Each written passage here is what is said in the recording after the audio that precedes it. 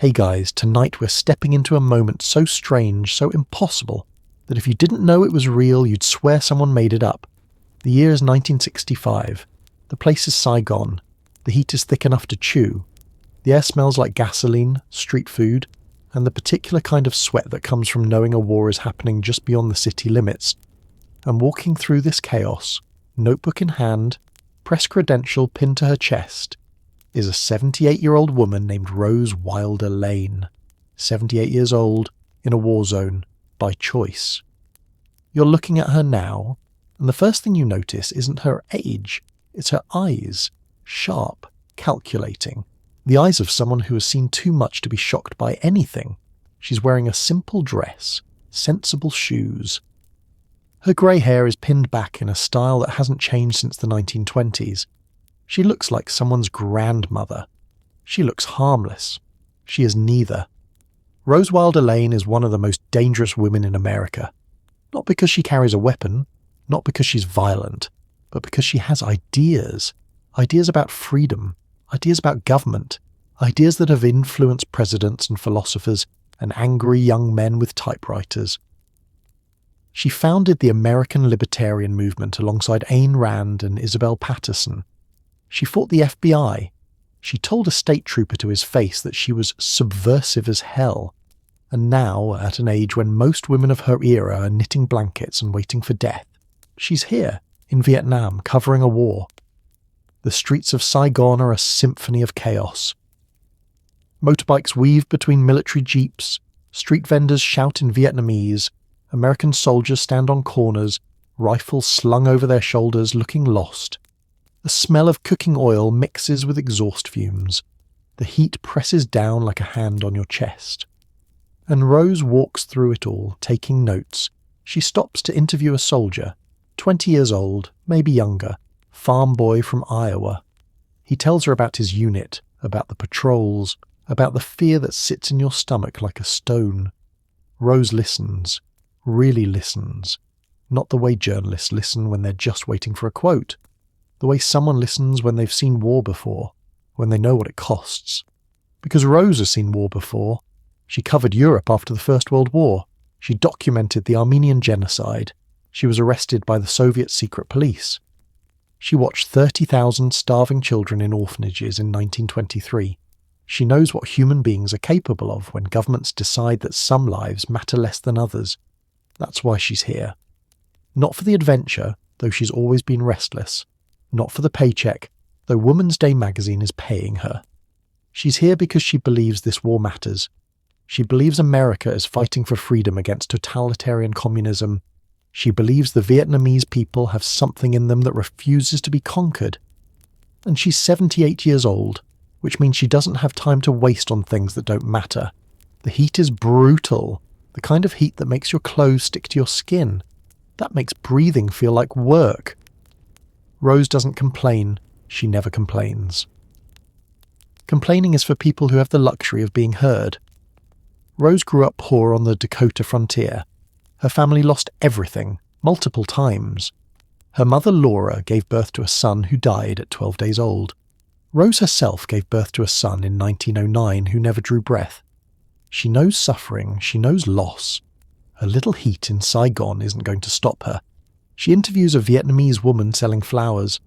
The woman's hands are scarred. Her face is lined with years of work. She speaks broken English. Rose speaks no Vietnamese. But somehow they communicate. About survival. About what it means to keep going when everything around you is falling apart. The woman smiles. A real smile. Not the kind you give tourists. The kind you give someone who understands. Rose writes it all down. Every detail. The smell of jasmine mixed with diesel, the sound of helicopter rotors in the distance, the taste of dust in the air, the way sunlight hits the buildings at 4 p.m, the way fear looks in a young soldier's eyes. She writes it down because that's what she does. She bears witness. She documents. She tells the truth as she sees it. And here's the truth as Rose sees it. This war is winnable. America is fighting for the right reasons. The Vietnamese people want freedom. Communism is the enemy of human dignity. These aren't opinions she arrived at lightly. These are conclusions built on 50 years of watching governments destroy lives, of seeing totalitarianism up close, of believing that individual liberty is the only thing standing between civilization and tyranny. She's wrong, of course, about America winning. Within 3 years, the Tet Offensive will shatter that confidence. Within a decade, Saigon will fall. But Rose doesn't know that yet. Right now, in this moment, in this heat, she believes. And that belief drives her forward. Because Rose Wilder Lane has never stopped moving. Not when her marriage collapsed. Not when she lost her baby. Not when poverty forced her to become a travelling saleswoman. Not when her mother's fame overshadowed her own accomplishments. She keeps moving because stopping means thinking, and thinking means remembering, and remembering means facing things she buried a long time ago. So she walks through Saigon, 78 years old, taking notes, asking questions, bearing witness. She has no idea that she has exactly 3 years left to live. December 1965. Woman's Day magazine hits newsstands across America. Suburban housewives pick it up at grocery stores. They're looking for recipes, decorating tips, holiday craft projects. And there, buried between advertisements for refrigerators and articles about perfect pot roasts, is Rose Wilder Lane's dispatch from Vietnam.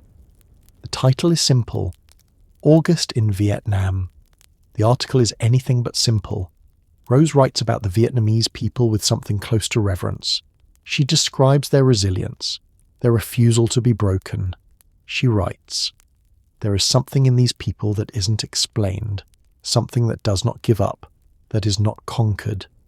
It's the kind of sentence that sounds romantic until you remember that Rose has seen conquered people before. She knows what it looks like when a population breaks, when hope dies. She saw it in Armenia. She saw it in Soviet Russia, and she's telling American readers that the Vietnamese haven't broken yet. The article is part travel writing, part war correspondence, part political manifesto. Rose describes the landscape, the rice paddies, the tropical heat, the way rain falls in Vietnam, sudden and violent. She describes the American soldiers, earnest young men trying to do something good, in a place that doesn't make sense. She describes the fear, the confusion, the strange mix of beauty and brutality that defines a war zone, and then she makes her argument. America should be here. This fight matters. Communism is totalitarianism wearing a different mask. The Vietnamese people deserve freedom. Individual liberty is worth defending, even when the cost is high. It's everything Rose has believed for 40 years, condensed into a magazine article for women who probably never heard of libertarianism. It's her life's work, packaged for mass consumption, and almost nobody notices. Because here's what happens when you publish war correspondence in a women's magazine. People don't take it seriously. The article gets read. Women nod along, some agree, some don't. But it doesn't enter the national conversation about Vietnam. It doesn't get cited by serious journalists. It doesn't influence policy. It's just another piece in Woman's Day, sandwiched between recipes and household tips. And that stings. Because Rose Wilder Lane isn't just some housewife dabbling in journalism. She's a professional. She's been writing since 1908. She's interviewed kings and revolutionaries. She's won the O. Henry Award for her fiction. She helped create the most beloved children's book series in American history, even if her mother Laura got all the credit. She's a founding theorist of an entire political movement. But the world sees a 78-year-old woman writing for a ladies' magazine, and the world dismisses her. This is how it's always been for Rose, working harder, writing better, achieving more, and watching men take credit. Watching her mother's name overshadow hers, watching her ideas get picked up by younger thinkers who never acknowledge where they learned them. She's used to it. That doesn't mean it doesn't hurt. But Rose doesn't have time for self-pity. She never has. So she keeps working. She returns to her farmhouse in Danbury, Connecticut. 30 acres of land. A house she's lived in since 1937. It's quiet here. Too quiet. Sometimes. The kind of quiet that makes you think about all the places you've been and all the things you've lost. Her mother Laura died 8 years ago, 1957. Rose was there at Rocky Ridge Farm in Missouri when it happened. She helped bury her. And with Laura gone, something shifted. The Little House royalties finally provided financial security. Rose wasn't desperate anymore, wasn't scraping by. For the first time in her life, she could afford to do what she wanted, and what she wanted was to keep moving.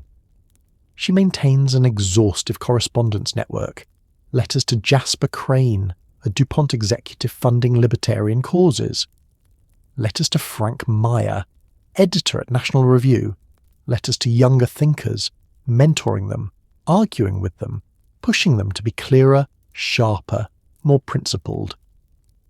Rose may be physically in Danbury, but intellectually she's everywhere. She's still fighting, still building, still trying to change minds.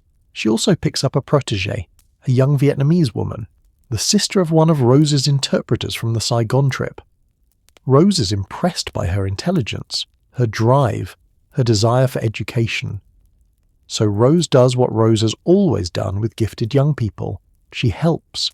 She sponsors the young woman's emigration to America, helps her enroll in college, pays her tuition. This is Rose's pattern. She mentors, she nurtures talent, she invests in individuals because she believes in individual potential.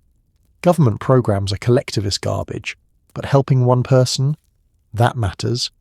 The young woman thrives, and Rose feels something she hasn't felt in years. Hope. Not political hope, personal hope. The hope that comes from watching someone you believed in succeed. But there's something else happening in these years between 1965 and 1968. Something Rose doesn't talk about. She's planning, preparing, building towards something big, a 3-year world tour. She's 81 years old. Most people her age are in nursing homes. Rose is planning to travel the globe for 3 years, documenting the Cold War, interviewing people, bearing witness to whether freedom is advancing or retreating. Woman's Day has agreed to publish her dispatches. The itinerary is set. The tickets are purchased. Departure date: late October 1968. Rose starts packing. She's methodical about it. She's been packing for travel since she left South Dakota at 17. She knows what she needs. Practical clothes. Notebooks. Her typewriter. Medicine. Documents. She doesn't know she's packing for a trip she'll never take. The house in Danbury smells like bread. Fresh bread. The kind that fills a kitchen with warmth and the promise of comfort. Rose is baking. It's October 29th, 1968. Outside, autumn has arrived. The leaves are turning. The air has that crisp edge that means winter is coming. Inside, Rose moves around her kitchen with the practiced efficiency of someone who has been baking bread for 70 years. Her hands knead the dough. Press, fold, turn, press, fold, turn. The rhythm is automatic. Her mind is elsewhere, on tomorrow, on the flight, on the adventure that's about to begin. At 81 years old, she's about to embark on the most ambitious trip of her life. 3 years, multiple continents, documenting freedom's fight against tyranny. It's everything she's ever believed in, condensed into one final mission. The dough rises. Rose covers it with a cloth, sets it near the stove where the warmth will help it grow. She's thinking about what to pack. She's already laid out clothes, documents, travel papers. Her typewriter sits in its case, ready to go. She's thought of everything, planned for contingencies, prepared for complications. This is what Rose does. She prepares, she plans, she moves forward. The kitchen is warm, the bread is baking now. The smell intensifies. That perfect, yeasty, golden smell that means home. That means comfort. That means the ordinary domesticity Rose has spent her entire life trying to escape. Because here's the paradox of Rose Wilder Lane. She bakes bread. She cans, preserves. She gardens. She does all the things frontier women do, all the things her mother Laura did, but she does them as a political statement, as proof that government assistance isn't necessary, that individuals can be self-sufficient. That freedom means taking care of yourself. For Rose, baking bread isn't domestic surrender. It's ideological warfare. The bread comes out of the oven. Perfect. Golden crust. Soft interior. Rose sets it on the counter to cool. Tomorrow she'll be gone. The bread will sit here, uneaten, growing stale. But she doesn't know that. Right now, she's just satisfied with the result. Another successful bake.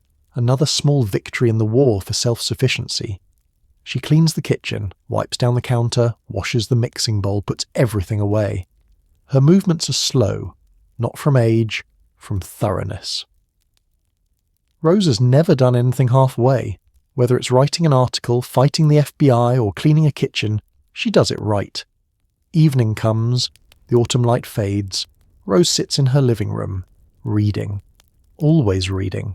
Letters from correspondents, a book on political philosophy, newspapers. She keeps her mind sharp. Has to. The moment you stop learning is the moment you start dying. And Rose isn't ready to die. She's got 3 years of travel ahead of her. She's got stories to write, truths to document, work to do. She goes to bed early. Tomorrow is a big day. Long flight. Connections. The beginning of something important. She needs rest. The house is quiet. The bread sits on the counter, cooling. The suitcase sits by the door, packed and ready. Rose's clothes for tomorrow are laid out. Everything is prepared. Everything is ready. Rose Wilder Lane closes her eyes and sleeps. She never wakes up. The next morning, October 30th, 1968, someone finds her, still in bed, peaceful, no signs of struggle, no pain written on her face, just sleep. The kind of sleep you don't wake from. The doctors will call it natural causes. Heart failure probably. She was 81. These things happen, sudden, painless. The body simply stops. But here's what makes it unbearable. The timing. The suitcase by the door, the clothes laid out, the bread on the counter, the flight that will leave without her, the 3-year adventure that will never happen, the articles that will never be written, the truths that will never be documented. Rose Wilder Lane spent 81 years moving, running, travelling, documenting, fighting. She left South Dakota at 17 and never really stopped. She covered wars on 3 continents. She documented genocides. She built a political movement. She mentored generations of thinkers. She wrote books. She edited her mother's manuscripts into immortality. She argued with presidents. She defied the FBI. She refused to stop. And then, on the eve of her greatest adventure, her body said no. The obituaries will mention her mother. Daughter of Laura Ingalls Wilder. As if that's all she was. As if her own accomplishments don't matter. As if 70 years of journalism and political philosophy and intellectual courage can be reduced to someone else's legacy. The bread grows stale. The flight departs. The world tour never happens. And Rose Wilder Lane, the woman who never stopped moving, finally stops. In her sleep. In her bed. In Danbury, Connecticut. On October 30th, 1968. She never saw the world she wanted to document, never witnessed the end of the Cold War she spent decades warning about, never finished her magnum opus, The Discovery of Liberty, never got the recognition she deserved, but she baked perfect bread, and that's what people will remember. But that bread cooling on the counter, that's not where Rose's story begins. That's where it ends. To understand why an 81-year-old woman believed America could win in Vietnam, you need to go back 46 years, to 1922, to Armenia, to the place where Rose Wilder Lane stopped believing in governments and started believing in survival. You're standing in an orphanage in Yerevan. The year is 1922. The smell hits you first. 30,000 children packed into buildings designed for maybe 3,000. The smell of unwashed bodies, of sickness, of death that hasn't happened yet but is coming anyway. Rose is here as a correspondent for the American Red Cross Publicity Bureau. She's supposed to write uplifting stories about humanitarian aid, about America saving the world after the Great War. She can't write those stories, because what she's seeing isn't salvation, it's the aftermath of genocide. The Armenian Genocide started in 1915. The Ottoman Turks decided that Armenians were a threat. Political, economic, religious. It didn't matter. Over the next 7 years, they systematically murdered 1.5 million people, rounded up intellectuals and executed them, forced women and children on death marches through the desert. Burned villages, the standard playbook of 20th century mass murder, perfected before most people knew there was a playbook. By the time Rose arrives in 1922, the killing has mostly stopped. Mostly. But the Bolshevik Red Army is here now. They're running things. And what Rose sees makes her understand something fundamental about human nature and government power. She walks through the orphanage. Children stare at her with eyes that have seen too much. A boy, maybe 7 years old, shows her scars on his back, whip marks, from the guards, the Bolshevik guards who are supposed to be liberating these people from Turkish oppression. Rose asks questions, takes notes, documents torture chambers, hears stories about mass graves just outside the city. And something breaks inside her.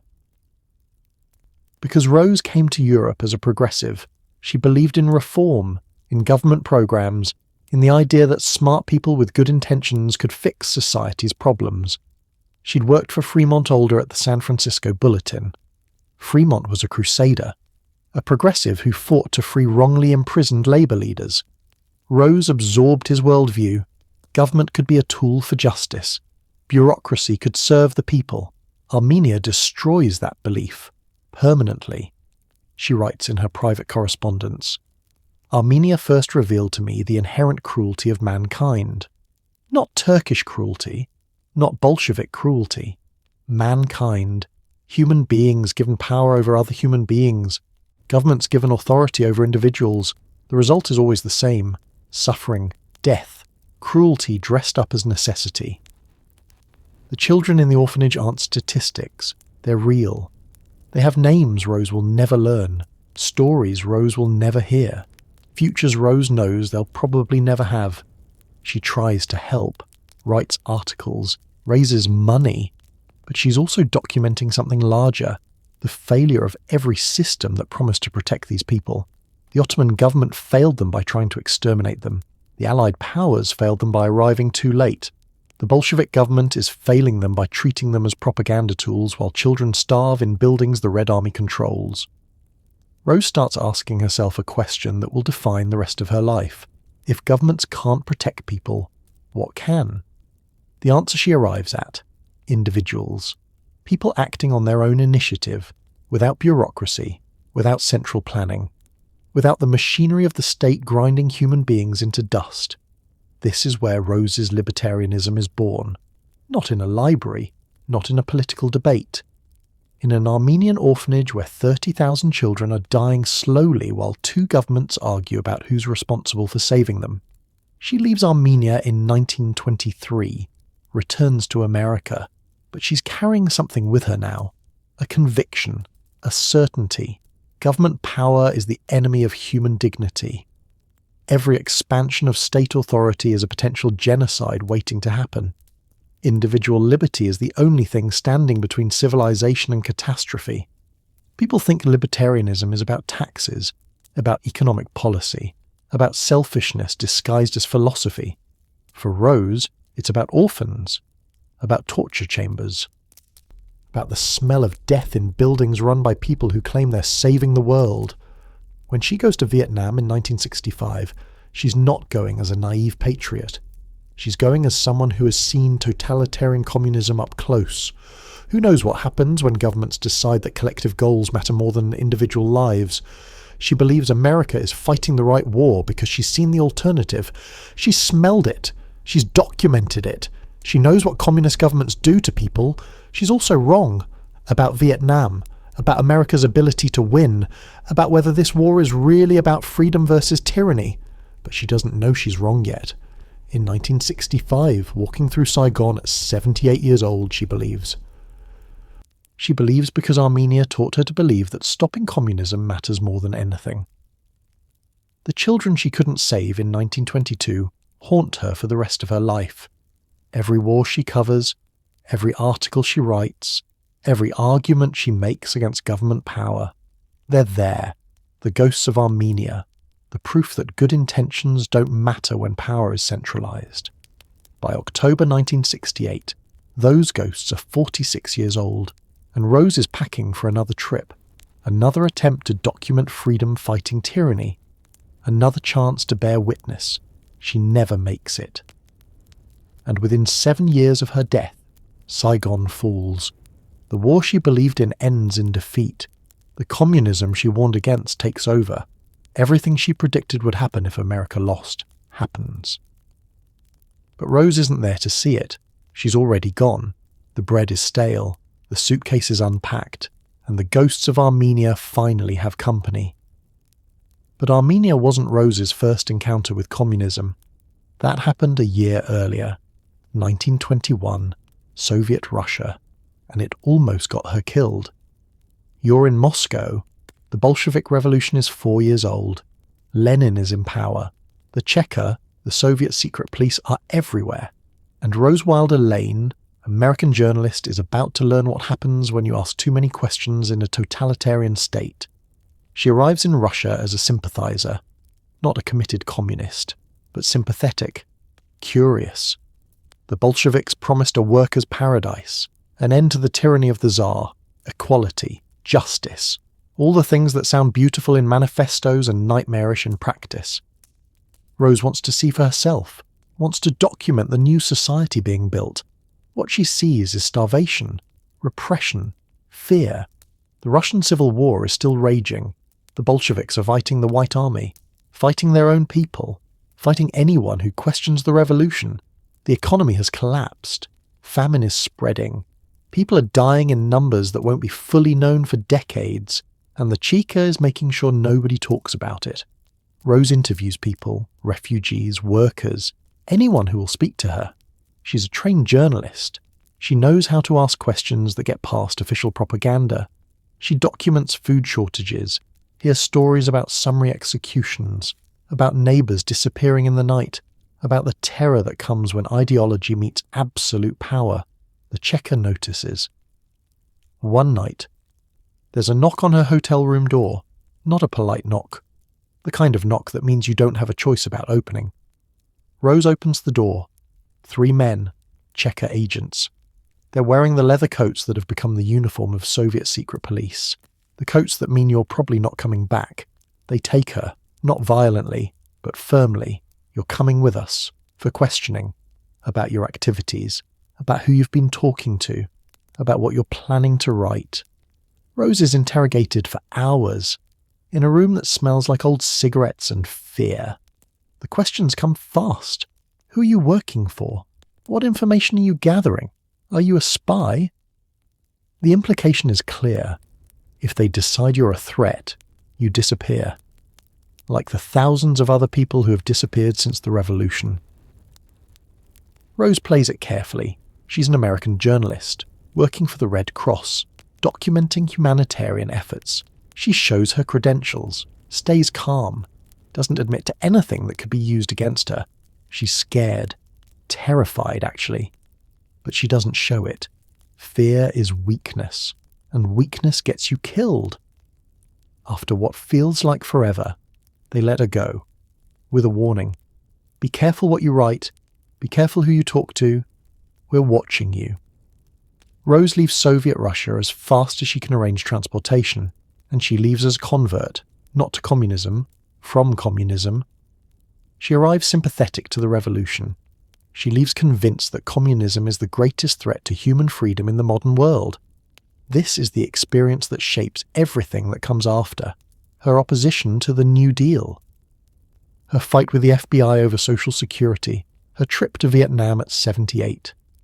It all traces back to a hotel room in Moscow, where 3 men in leather coats made her understand that totalitarian governments don't tolerate questions. When people accuse Rose of being extreme in her anti-communism, they don't understand. She's not extreme. She's experienced. She knows what happens when the state decides it knows better than individuals how society should function. She's been interrogated by the people who implement that vision. She's seen the mass graves. She's documented the torture. She's smelled the orphanages. Her libertarianism isn't abstract philosophy. It's survival instinct codified into political theory. In 1943, she publishes The Discovery of Freedom, Man's Struggle Against Authority. It's her manifesto. her attempt to explain what she learned in Russia and Armenia and a dozen other places where governments crushed individuals. The book argues that human progress comes from individual initiative, that authority is the enemy of freedom, that every expansion of government power is a step toward tyranny. The book makes her famous in certain circles. Libertarians treat it as foundational text. She becomes, alongside Ayn Rand and Isabel Patterson, one of the three founding mothers of American libertarianism. Three women arguing that individuals matter more than collectives, that freedom requires limiting government power, that the greatest danger to human dignity is the state. But Rose's version of libertarianism is different from Rand's.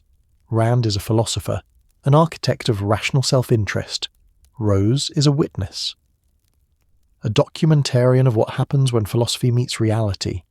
Rand builds systems. Rose describes corpses. That same year, 1943, Rose does something that makes her a legend. She sends a postcard to the Social Security Administration, handwritten, blunt. She calls Social Security a Ponzi scheme, says she's refusing to participate, says if that makes her subversive, then she's subversive as hell. The FBI investigates. A state trooper shows up at her farmhouse in Missouri, asks her about her loyalties, her politics, her intentions. Rose looks him in the eye and tells him exactly what she told the Cheka 22 years earlier. She's a journalist. She documents truth. If truth makes governments uncomfortable, that's the government's problem. The trooper leaves. Rose wins. Because America in 1943 isn't Soviet Russia in 1921, not yet. Individual Americans can still tell the government to go to hell. That's what Rose believes she's defending. The right to be subversive, the right to question, the right to say no. By 1965, when she flies to Vietnam, she's defending that right again. Against communism, against totalitarianism, against the people who knock on doors at midnight and don't take no for an answer. She believes America will win. Because she has to believe it. Because if America loses, then everything she's fought for since 1921 was pointless. The orphans in Armenia stay dead. The people who disappeared in Russia stay disappeared. And the Cheka wins. She's wrong. But she'll be dead before she finds out just how wrong. Let's talk about the Tet Offensive, because it's happening while Rose is packing for her world tour, and it's destroying everything she predicted about Vietnam. January 30th, 1968. The Tet holiday, the Vietnamese New Year. Traditionally a time of peace, ceasefire, celebration. The North Vietnamese and Viet Cong launch a coordinated surprise attack across South Vietnam. 39 provincial capitals, 5 major cities, 71 district towns. They even penetrate the grounds of the American embassy in Saigon. The embassy, the symbol of American power in Vietnam. Viet Cong fighters get inside the compound before they're killed. 18 enemy dead, 5 Americans killed, but the damage isn't measured in casualties, it's measured in perception. Because Americans watching television see something Rose never imagined when she wrote her optimistic articles in 1965. They see that the enemy is everywhere, that 7 years of American military involvement haven't created security. That victory isn't 2 years away like General Westmoreland promised. It's not coming at all. Rose is 81 years old. She's in Danbury, Connecticut. She's reading newspapers, watching television, seeing the reports from Vietnam, and she has to be asking herself questions she doesn't want to answer. Was she wrong? Were the Vietnamese people's resistance to domination not about freedom, but about nationalism? Was American involvement not a fight against totalitarian communism, but something messier, more complicated, less heroic? We don't know. Because Rose doesn't leave letters addressing the Tet Offensive, doesn't write articles reassessing her position. Her correspondence from early 1968 talks about the world tour, about logistics, about where she'll go, not about whether Vietnam has proven her wrong. Maybe she's in denial. Maybe she believes the American military will recover. Maybe she thinks Tet is a temporary setback. Or maybe, quietly, privately, she's starting to doubt. Starting to wonder if the clarity she found in Armenia 46 years ago doesn't apply to Southeast Asia in 1968. The Tet Offensive is a military defeat for North Vietnam. They don't hold any of the territory they capture. American and South Vietnamese forces kill tens of thousands of enemy fighters. By conventional military standards, it's a victory for the United States. But wars aren't won by conventional military standards. They're won by political will, by public support, by the belief that victory is possible and worth the cost. Tet destroys that belief. American public opinion, which was already cracking, shatters. Support for the war drops from 48% in July 1967 to just 35% by March 1968. President Johnson announces he won't run for re-election. The anti-war movement explodes. What was a controversial war becomes an unwinnable disaster. Rose is watching all of this. She has to be. She's a journalist, a political thinker, someone who has spent 50 years documenting historical moments. She knows what Tet means. Even if she doesn't admit it, it means her 1965 prediction was wrong. America isn't going to win. The Vietnamese people's resistance isn't about freedom. It's about getting foreigners out of their country. It doesn't matter if the foreigners are French colonialists or American anti-communists. They're foreigners, and the Vietnamese want them gone. The tragedy is that Rose would have understood this if she'd let herself see it. She spent decades documenting how local people resist foreign domination. Albania, Armenia, all over Europe after World War I. She knew that nationalism is a more powerful force than ideology, that people will fight to defend their homeland even when they're outgunned and outnumbered, but she couldn't see it in Vietnam. Because seeing it would mean admitting that her anti-communist lens distorted her analysis. Would mean that the children in Armenia didn't make her wiser about every conflict involving communism. Would mean that sometimes the simple story, good versus evil, freedom versus tyranny, is wrong. History will prove Rose wrong in the most brutal way possible. April 30th, 1975, Saigon falls. North Vietnamese tanks roll into the capital. The American embassy evacuates by helicopter from the roof. The images become iconic. Desperate people clinging to helicopter skids. The last Americans fleeing. The South Vietnamese government collapsing. Everything Rose said wouldn't happen, happening. She's not alive to see it. She dies October 30th, 1968. 9 months after Tet. 6.5 years before Saigon falls. She dies still believing probably that America could win. That the fight was worth it. That stopping communism in Southeast Asia mattered more than the cost. The bread baking on October 29th, the suitcase by the door, the world tour she planned. It was all supposed to be about documenting freedom's fight against tyranny, about bearing witness to whether liberty was advancing or retreating across the globe. She would have found her answer, if she'd lived. She would have seen Soviet tanks roll into Prague in August 1968, would have seen the Cultural Revolution in China, would have seen American college campuses exploding with anti-war protests, would have seen Richard Nixon win the presidency promising peace with honor and delivering neither. Would she have changed her mind? Would she have admitted that Vietnam was different from Armenia? That not every fight against communism is a fight for freedom? We'll never know, because on October 30th her heart stopped. Her journey stopped. Her witness ended. And the questions she should have been asking died with her. The Tet Offensive should have taught Rose something she already knew but forgot. Power is complicated. Resistance is complicated. Freedom means different things to different people. The Vietnamese fighting against America aren't all totalitarian communists. Some are. Some are nationalists. Some just want the war to end. But Rose needed the world to be simpler. Needed the children in Armenia to have died for a reason that made sense. Needed every fight against communism to be righteous. Needed Vietnam to prove that she was right in 1921, when the Cheka interrogated her. She was right about Soviet Russia. She was right about the dangers of totalitarian communism. She was right about individual liberty mattering.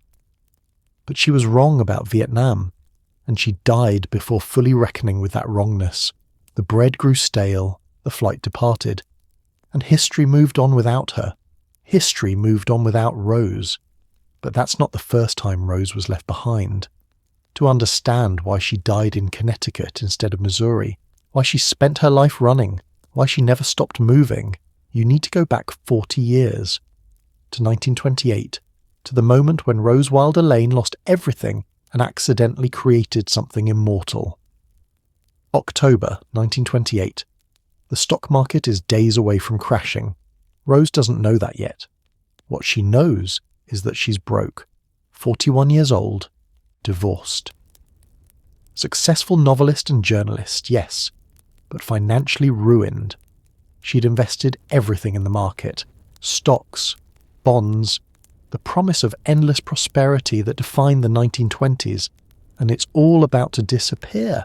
She's living in Albania, has been for months, covering political upheaval, writing articles, living cheaply in a country most Americans can't locate on a map.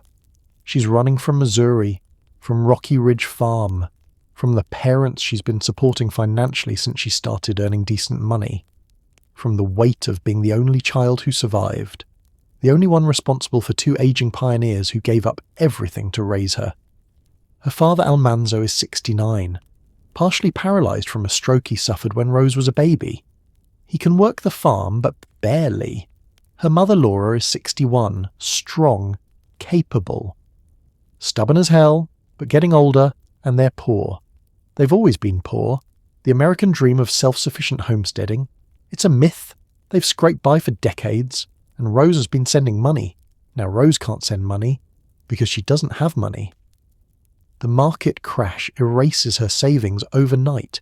Years of work, gone. She returns to Missouri in 1929, back to Rocky Ridge Farm, back to the place she spent her entire adult life trying to escape. She finds her parents aging, struggling, the farm barely profitable, and she makes a decision that will change American literature forever. She tells her mother to write down her childhood memories. Mama Bess, Rose says. That's what she calls Laura, Mama Bess. You should write about your childhood, about pioneering. People would want to read that. Laura resists. She's 62 years old. She's written newspaper columns, articles for farm journals, but a book? Books are for real writers, for educated people, not for old farm women who barely finished 8th grade.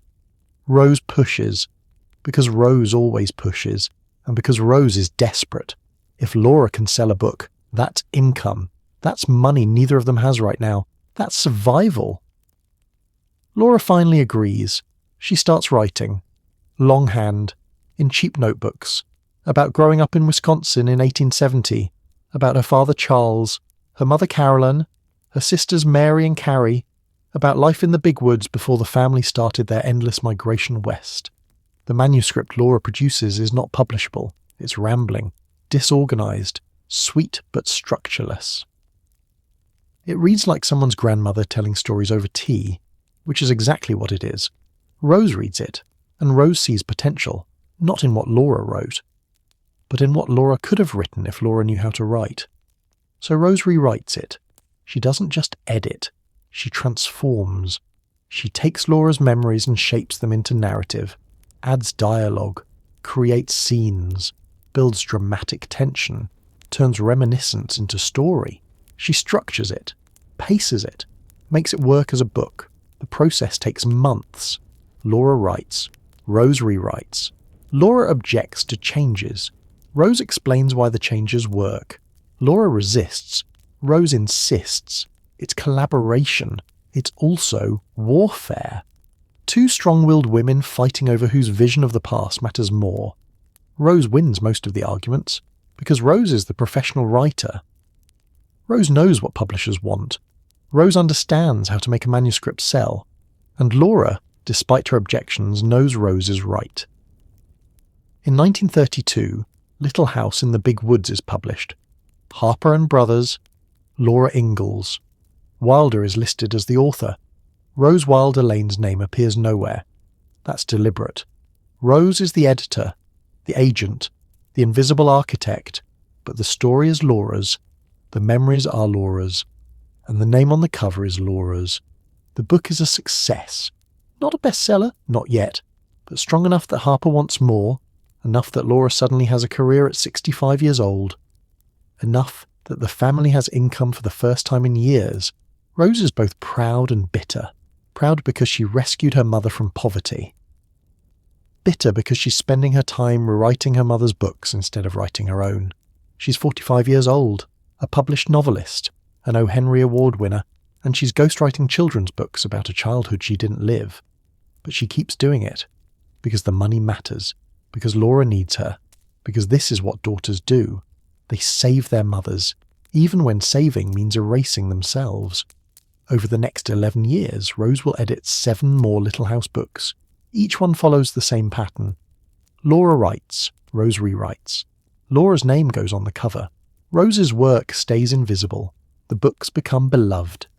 Children across America read about Laura's adventures, about frontier life, about self-reliance and family and American values. Nobody mentions Rose. Nobody knows Rose transformed rambling manuscripts into literary gold.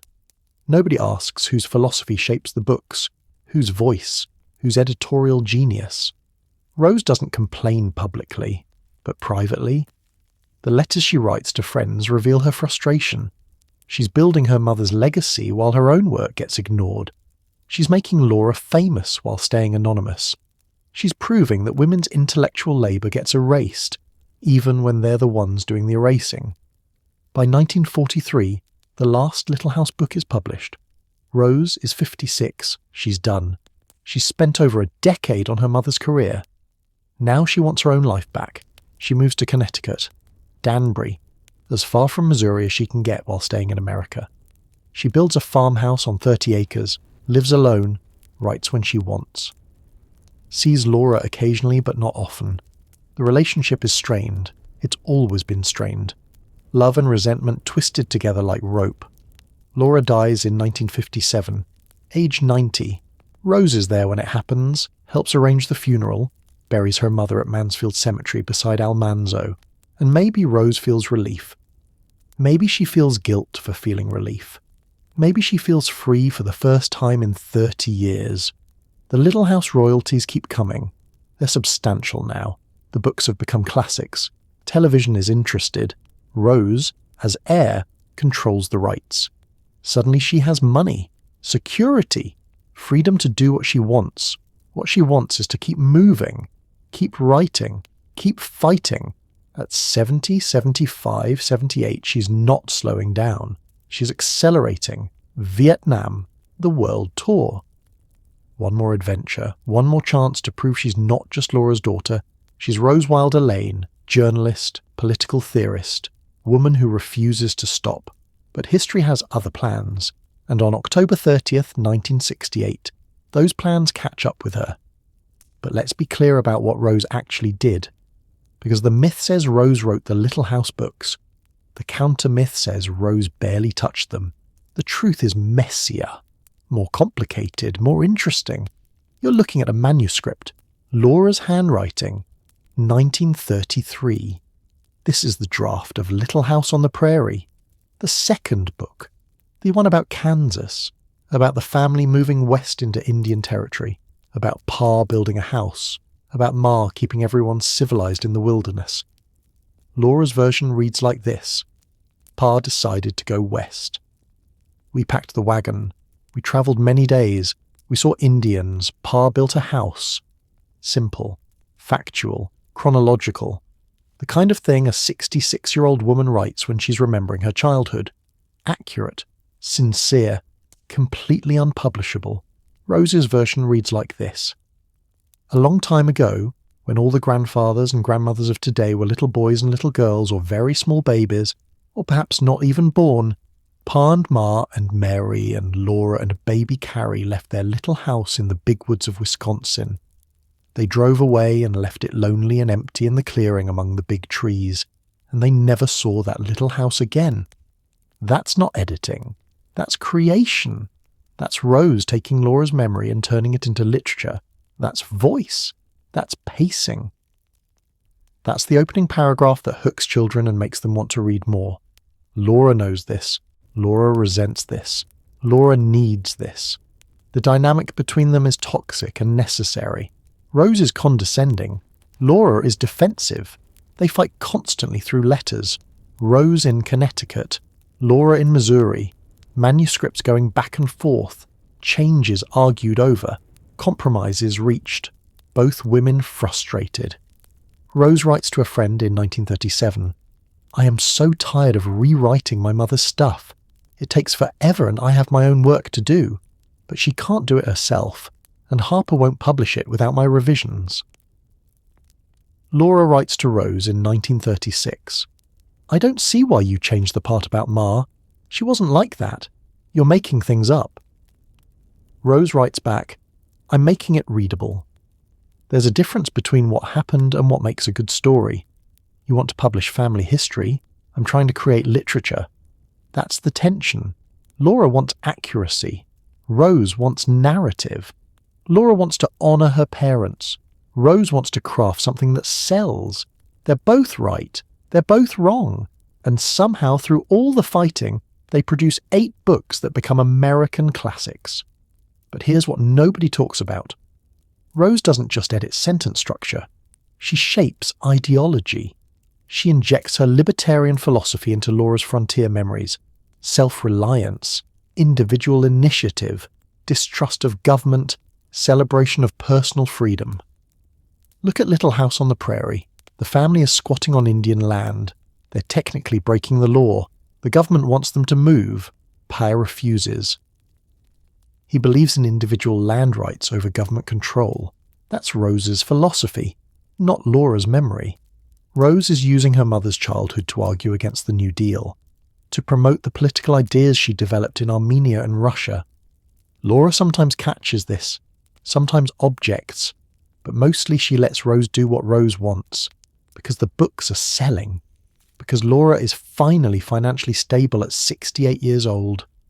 Because arguing with Rose is exhausting and Rose always wins, the result is that millions of American children grow up reading what they think are Laura Ingalls Wilder's authentic frontier memories.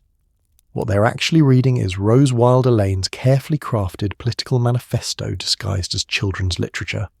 It's brilliant, it's manipulative, it's effective, and it works. The Little House books shape American mythology, the idea of the frontier, the pioneer spirit, self-sufficient families, hard work, individual freedom. These aren't just memories, they're arguments, Rose's arguments, planted in her mother's stories, invisible, powerful, lasting. Rose is proud of this. She believes she's doing important work. She's not just helping her mother, she's shaping how Americans understand their history. She's creating propaganda for liberty. And she's doing it so skillfully that nobody realizes it's propaganda. But the cost is her own career. From 1932 to 1943, Rose is known primarily as Laura Ingalls Wilder's daughter. Her own novels get published. Let the Hurricane Roar in 1933, Free Land in 1938. They sell okay. They win some praise. But they're overshadowed by the Little House books. Rose is editing her mother's work when she could be writing her own. She's building her mother's reputation when she could be building hers, and she's doing it without credit. Because that's what good editors do. They make the author look good while staying invisible. By 1943, Rose is done. She tells Laura she's not editing anymore. Laura can hire someone else. Rose has her own books to write, her own philosophy to develop, the discovery of freedom to complete. Laura is upset. She needs Rose. She knows she can't produce publishable work without Rose's help. But Rose is firm. She's spent 11 years on this project. That's enough. More than enough. She's exhausted, resentful, ready to reclaim her own life. They barely speak for the next few years. The relationship is damaged, maybe permanently. Rose moves to Connecticut. Laura stays in Missouri. The distance helps, but it doesn't heal.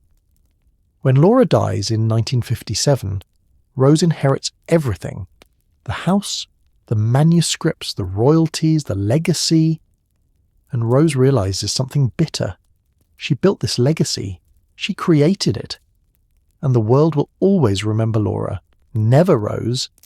That's fine. Rose tells herself it's fine. She has her own work now. Her own recognition in libertarian circles. Her own identity separate from her mother. She's 70 years old. She's lived through wars and depressions and revolutions. She's not defined by her mother anymore, but deep down she knows history will remember Laura Ingalls Wilder. History will forget Rose Wilder Lane. The editor always disappears. The ghost always haunts. And 11 years of her life are invisible, erased, gone into someone else's story. She's still trying to escape that erasure in October 1968. Still trying to prove she matters independent of her mother. Still trying to write her own ending. She doesn't make it. But here's the ultimate irony. Rose spends 11 years creating her mother's legacy.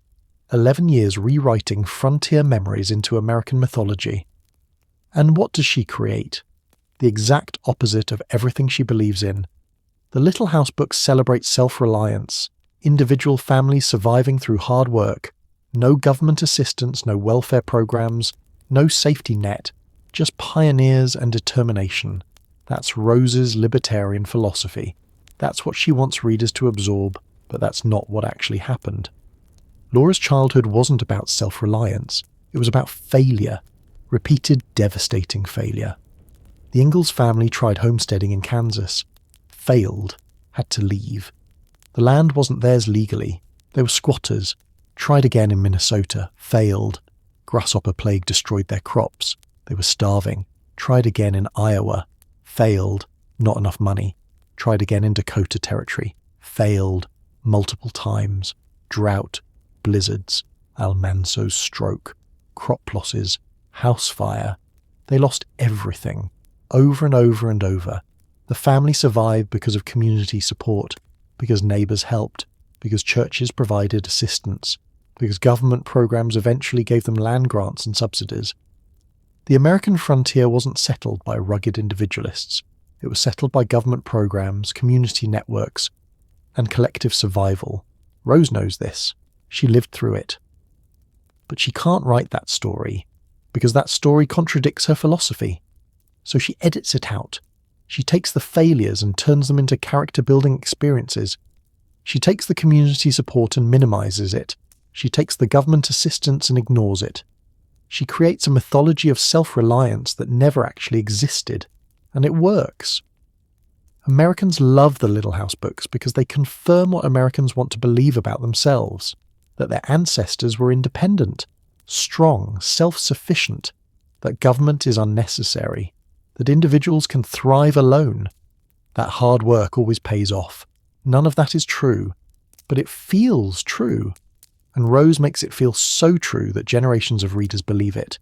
She's rewriting history, deliberately, skillfully, creating propaganda so good that it becomes accepted truth. This is Rose's genius and Rose's tragedy.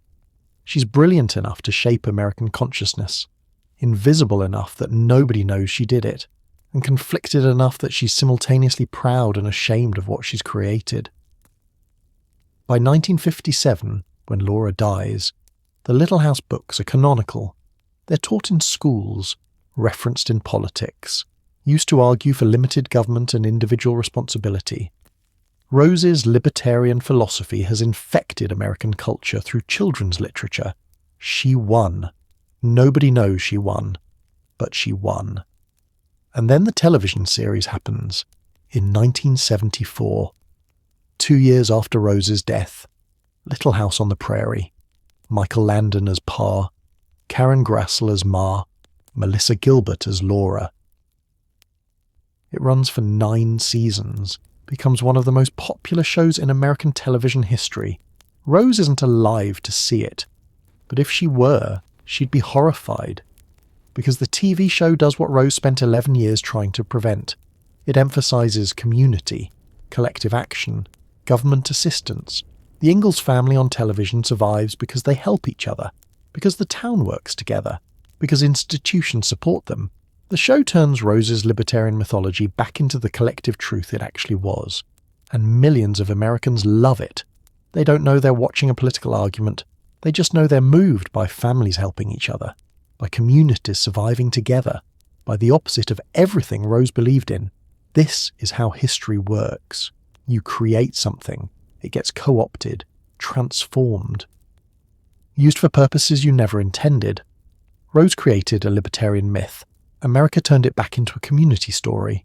Rose tried to erase her mother's identity. America erased Rose instead. By October 1968, when Rose dies, she's already losing control of her mother's legacy.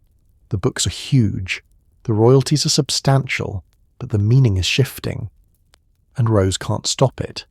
Because dead authors can't control interpretation, and living editors who stayed invisible have no authority to speak. Rose dies knowing she shaped American culture, but not knowing if anyone will remember.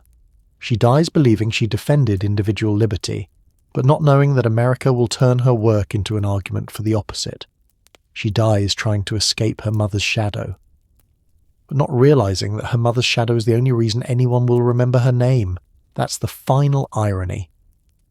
Rose wanted independence, wanted recognition for her own work, wanted to be known as Rose Wilder Lane, not as Laura Ingalls Wilder's daughter. She spent her entire life running from that identity, running to Albania, to Armenia, to Vietnam, to Connecticut, running, running, running. And in the end, she's buried next to her parents. Mansfield Cemetery, Mansfield, Missouri, the place she tried to escape. The grave marker says, Rose Wilder Lane, daughter of Laura Ingalls Wilder. Not journalist, not author, not libertarian theorist, not war correspondent. Daughter. That's it. That's what history remembers. The bread went stale in Danbury. The suitcase stayed by the door. The world tour never happened. And Rose Wilder Lane, creator of American mythology, editor of American literature, architect of American political thought, became a footnote, a ghost, the invisible woman who made Laura Ingalls Wilder famous while disappearing into the story she created. That's what happens when you spend your life building someone else's legacy. You become part of the construction, and when people look at the building, they see the architect whose name is on the plaque. They don't see the workers, they don't see the engineers, they don't see the people who made it possible. They just see the little house, the big woods, the prairie, the myth, and they believe it's real. Because Rose made it real. Because Rose was that good. Because Rose sacrificed her visibility to create something immortal. And nobody remembers. Nobody knows. Nobody cares. The bread grows stale. History moves on, and Rose Wilder Lane stays buried in Missouri, daughter of. Now I'll create chapter 4, transitioning smoothly from the theme of erasure to reveal Rose's hidden intellectual influence. But Rose wasn't buried. Not really. Because ghosts don't stay in graves. They haunt. They influence. They shape things from the shadows. And while America remembered Laura Ingalls Wilder, while children read about prairie houses and frontier adventures, Rose was building something else entirely, something most people never saw. Something that would change American politics for the next 50 years. You're holding a letter, dated March 1947, written from Danbury, Connecticut, addressed to Jasper Crane, Executive Vice President of DuPont Chemical. The handwriting is Rose's, precise, confident. The tone is familiar. These two have been corresponding for years. Rose writes, "These are the most dangerous times in history, and I am convinced that they will get much worse before they are better. Since 1933, I have not been able to see anything in the near future but a terrific political, economic, social crash and chaos, with violence." Jasper Crane reads this letter, takes it seriously, because Jasper Crane is one of the most powerful businessmen in America, and he's looking for intellectual justification for his political beliefs, looking for a philosophy that explains why the New Deal is dangerous, why government intervention threatens liberty, why American business needs to fight back against Roosevelt's expansion of federal power. Rose gives him that philosophy, not in public speeches, not in best-selling books that carry her name. In letters, hundreds of letters, exchanged over decades, Rose writing from her Connecticut farmhouse, Jasper reading in his DuPont office, ideas flowing back and forth, Rose shaping how Jasper thinks, Jasper using his wealth to fund the causes Rose identifies. This is how movements get built, not in the open, not with fanfare, in correspondence, in mentoring, in one brilliant mind influencing powerful people who have resources to make things happen. Jasper Crane doesn't just read Rose's letters, he acts on them. He commits himself to what he calls the cause of freedom in America, which he feared was in great peril.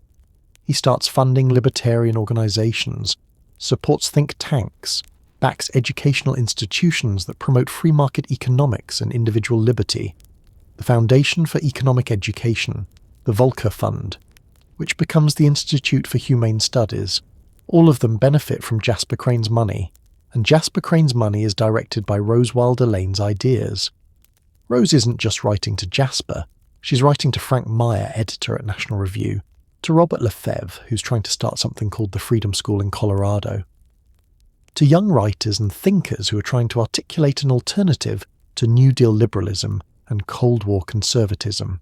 She's the intellectual centre of a network, the person everyone writes to for advice, for book recommendations, for philosophical guidance, for validation that they're not crazy, for opposing the dominant political consensus. In 1955, Robert Lefebvre writes to Rose, his Freedom School is struggling, no money, no credibility, about to close. He admires Rose's work. Hopes she might help, maybe publicise the school, maybe recommend students. Rose does better than that. She sends money, substantial money, from her Little House royalties.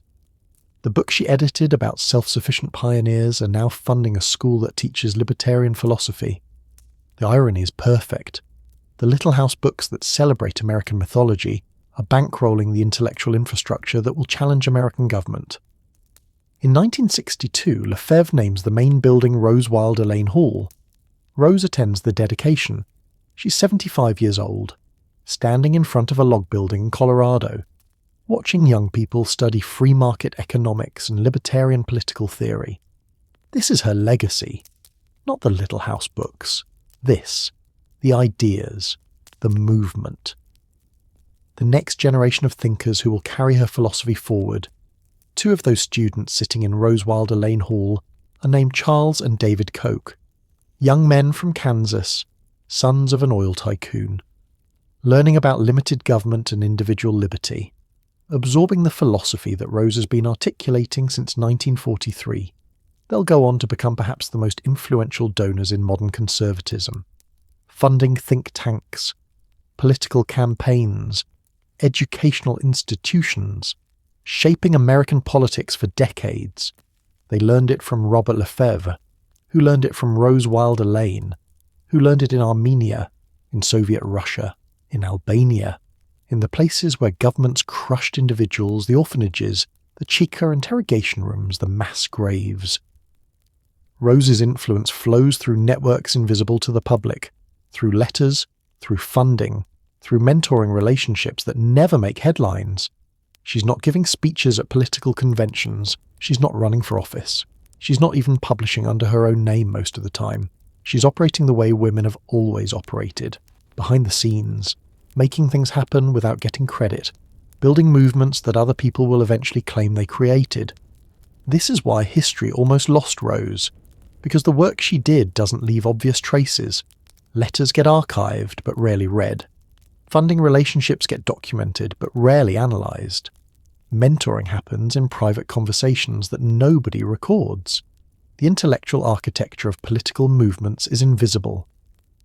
And women's intellectual labour is especially invisible, because when men build movements, they write manifestos and give speeches.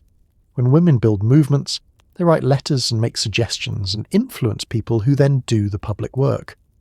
Rose understands this. She doesn't fight it. She uses it. She knows that being invisible gives her freedom. Nobody's scrutinising her the way they scrutinise male public intellectuals. Nobody's demanding she moderate her positions to stay respectable. Nobody's trying to recruit her for their political faction. She can be radical, uncompromising, pure in her philosophy. Because she's just Laura Ingalls Wilder's daughter, just an old lady in Connecticut writing letters. Except she's not. She's the architect, the foundation.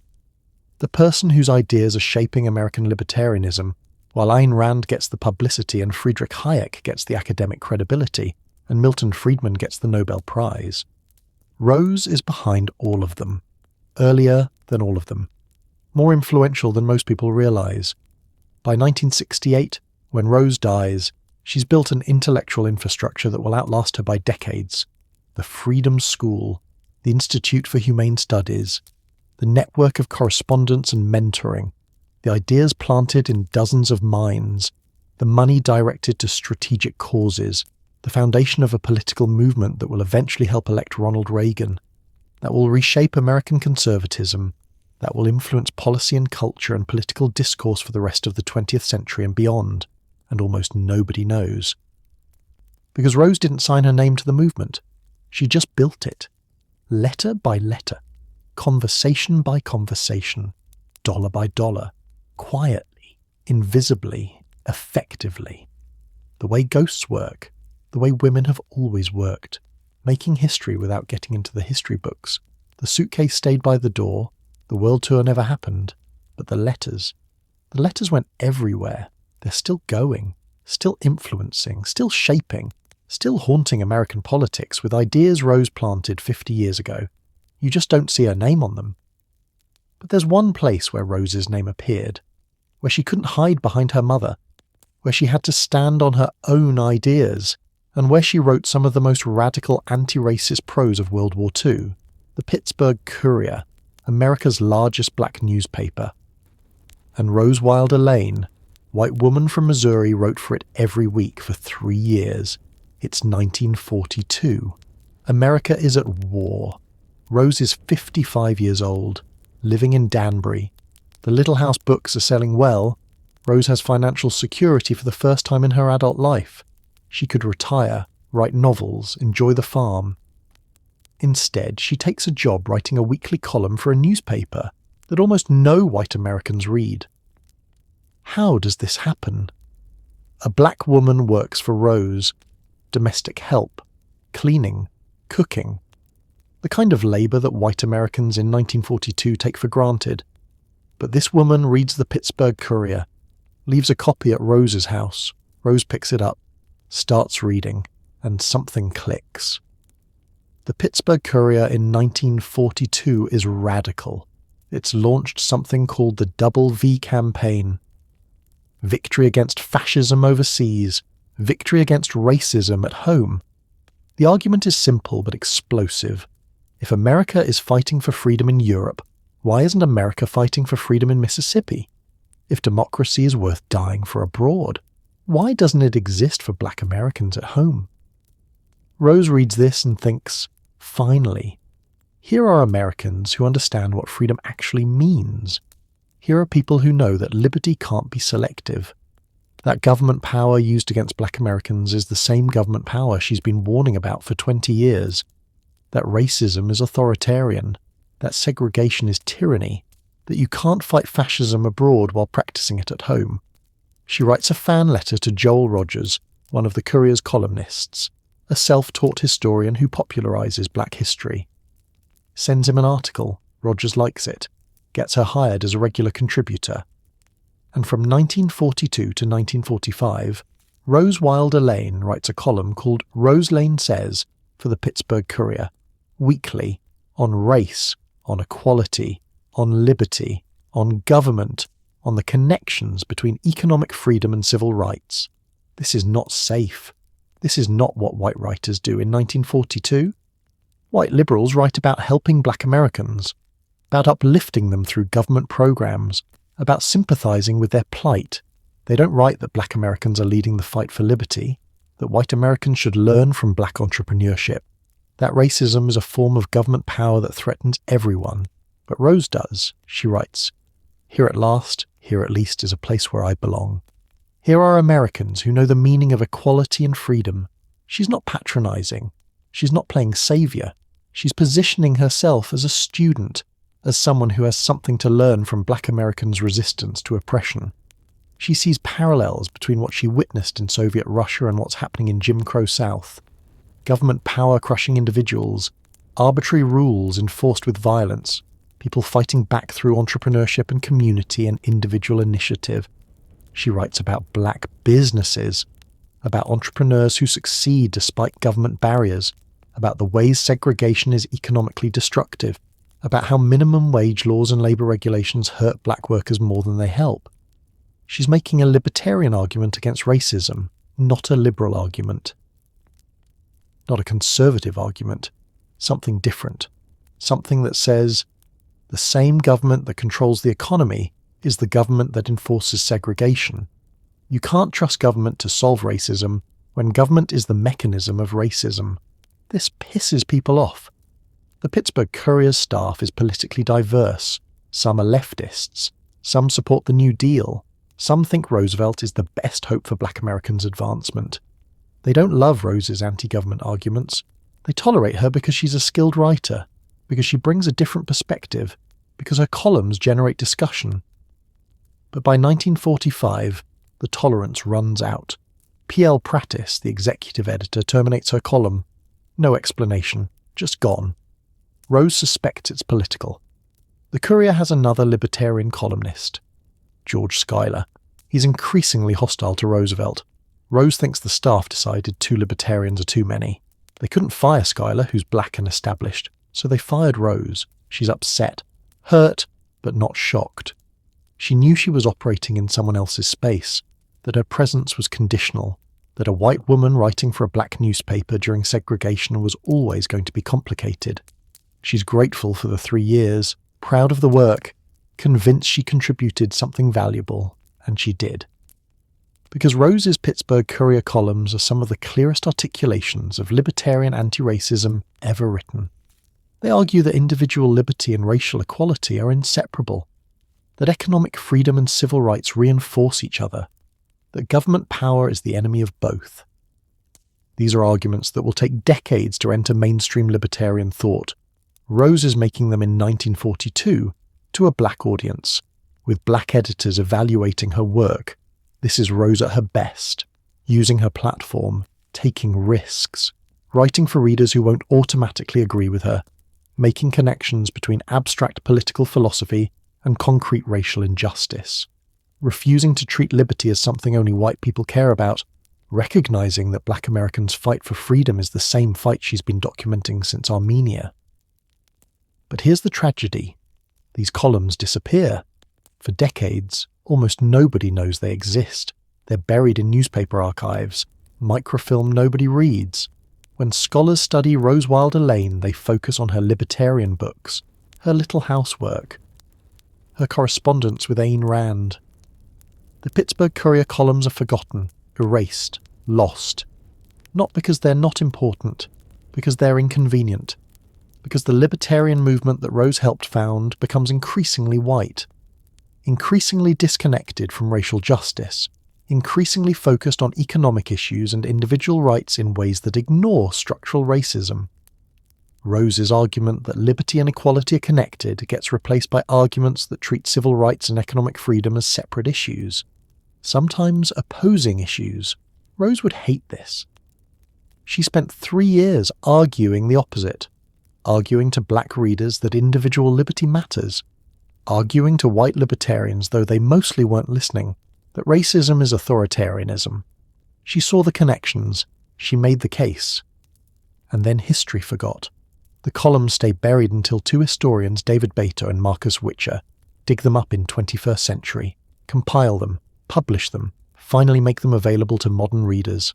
70 years late, after the libertarian movement has already developed without Rose's anti-racist influence, after her argument has been lost and needs to be recovered, Rose dies in 1968, never knowing that her Pittsburgh Courier work will be forgotten, never seeing the movement she helped build become something she wouldn't fully recognize, never getting to argue that libertarianism without anti-racism isn't libertarianism at all, just another way for powerful people to justify their power.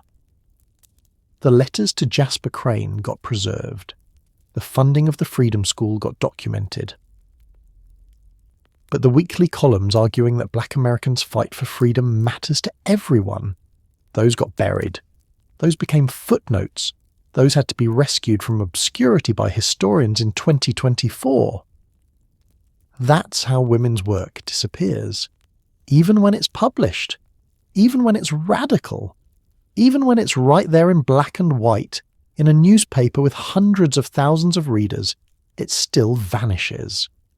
Because history decides what matters, and women's contributions to black political thought during World War II, history decided that didn't matter. Rose built a movement, but only part of the movement remembers. The part she built through letters to powerful white men gets preserved.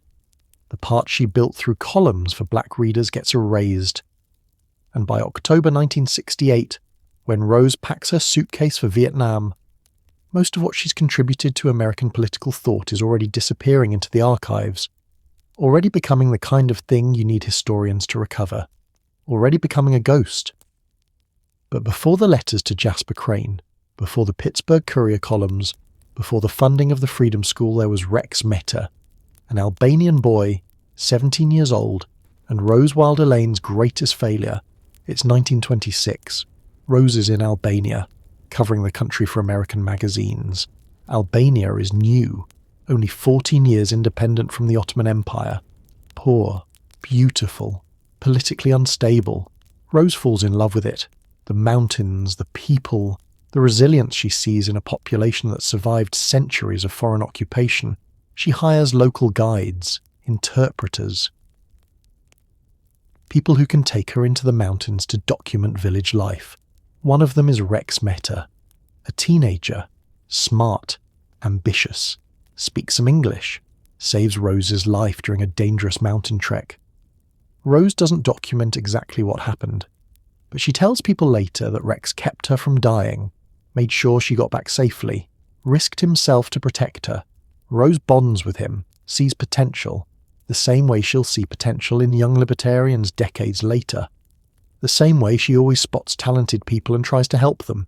She decides to mentor Rexh, to give him opportunities, to change his life the way someone should have changed the lives of those orphans in Armenia. She doesn't legally adopt him. Can't. She's American. He's Albanian. The paperwork is impossible. But informally, she becomes his sponsor, his patron. His way out of poverty. She arranges for him to attend the Harry Fultz Technical School in Tirana, pays his tuition, sends him money, stays in touch through letters, promises to bring him to America when he's old enough, when the immigration paperwork can be arranged, when she has the resources. Rexh thrives, gets educated, becomes the first Albanian to graduate from Cambridge University, gets his doctorate, becomes an intellectual, a scholar. Everything Rose hoped for him. He's proof that individual potential, given opportunity, can overcome poverty and limited circumstances. He's her success story, her evidence that helping individuals matters more than government programs. And then World War II happens. Albania gets invaded, first by Italy, then by Germany, then, after the war, by communism. Enver Hoxha takes power, establishes one of the most brutal communist regimes in Europe. Albania becomes isolated, paranoid, totalitarian, the kind of place Rose has been warning about since 1921. The kind of place where people disappear for having foreign connections. Rexh Meta has foreign connections. He studied in England. He corresponds with an American woman. He's exactly the kind of person communist regimes don't trust. He gets arrested, accused of being a spy, a Western agent, a threat to the People's Republic. Rose finds out. She's in Connecticut. She's 70 years old, and the boy she mentored 40 years ago is in an Albanian prison, facing execution. Because he knew her, because she helped him, because her intervention in his life made him educated and worldly, and therefore dangerous to a regime that wants to control everything. Rose tries everything. She writes letters to American officials, to international organizations, to anyone who might have influence with Albania's communist government. She uses her connections, her network, the same people she's been corresponding with for decades. Jasper Crane, Dorothy Thompson, anyone with power, anyone who might help. Nothing works. Albania is closed, isolated. The regime doesn't care what American intellectuals think. Doesn't respond to pressure. Doesn't release prisoners just because foreigners ask nicely. This isn't like fighting the FBI over Social Security. This is totalitarian communism. The thing Rose has been warning about. The thing she knows from experience is impervious to individual resistance. Rexh Meta is sentenced to death. The sentence is commuted. He spends years in labour camps, in prisons. Surviving? Barely. Everything he learned at Cambridge doesn't matter. Everything Rose hoped for him is gone. He's a prisoner of the regime Rose spent her life fighting. Rose never stops trying, even in her final years. Even as she's planning the Vietnam trip and the world tour, she's still writing letters about Rexh, still hoping, still fighting, still refusing to accept that she can't save him, that individual effort isn't enough against state power, that sometimes governments win. She dies in October 1968 without knowing what happened to him, without knowing if he's alive, without ever seeing him again. The boy she couldn't save.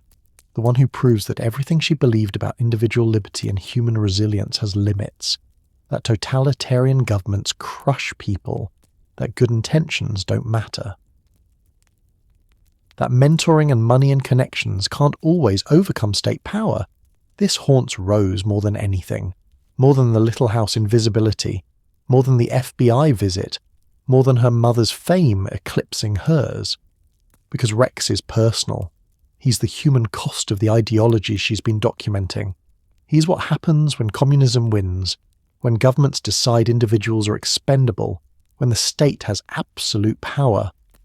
And Rose can't stop it, can't fix it, can't write a letter that changes anything.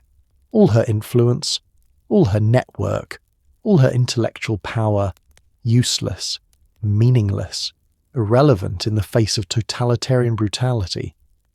This is why Rose goes to Vietnam in 1965, not just to document the war, to believe that America can win, that communism can be stopped.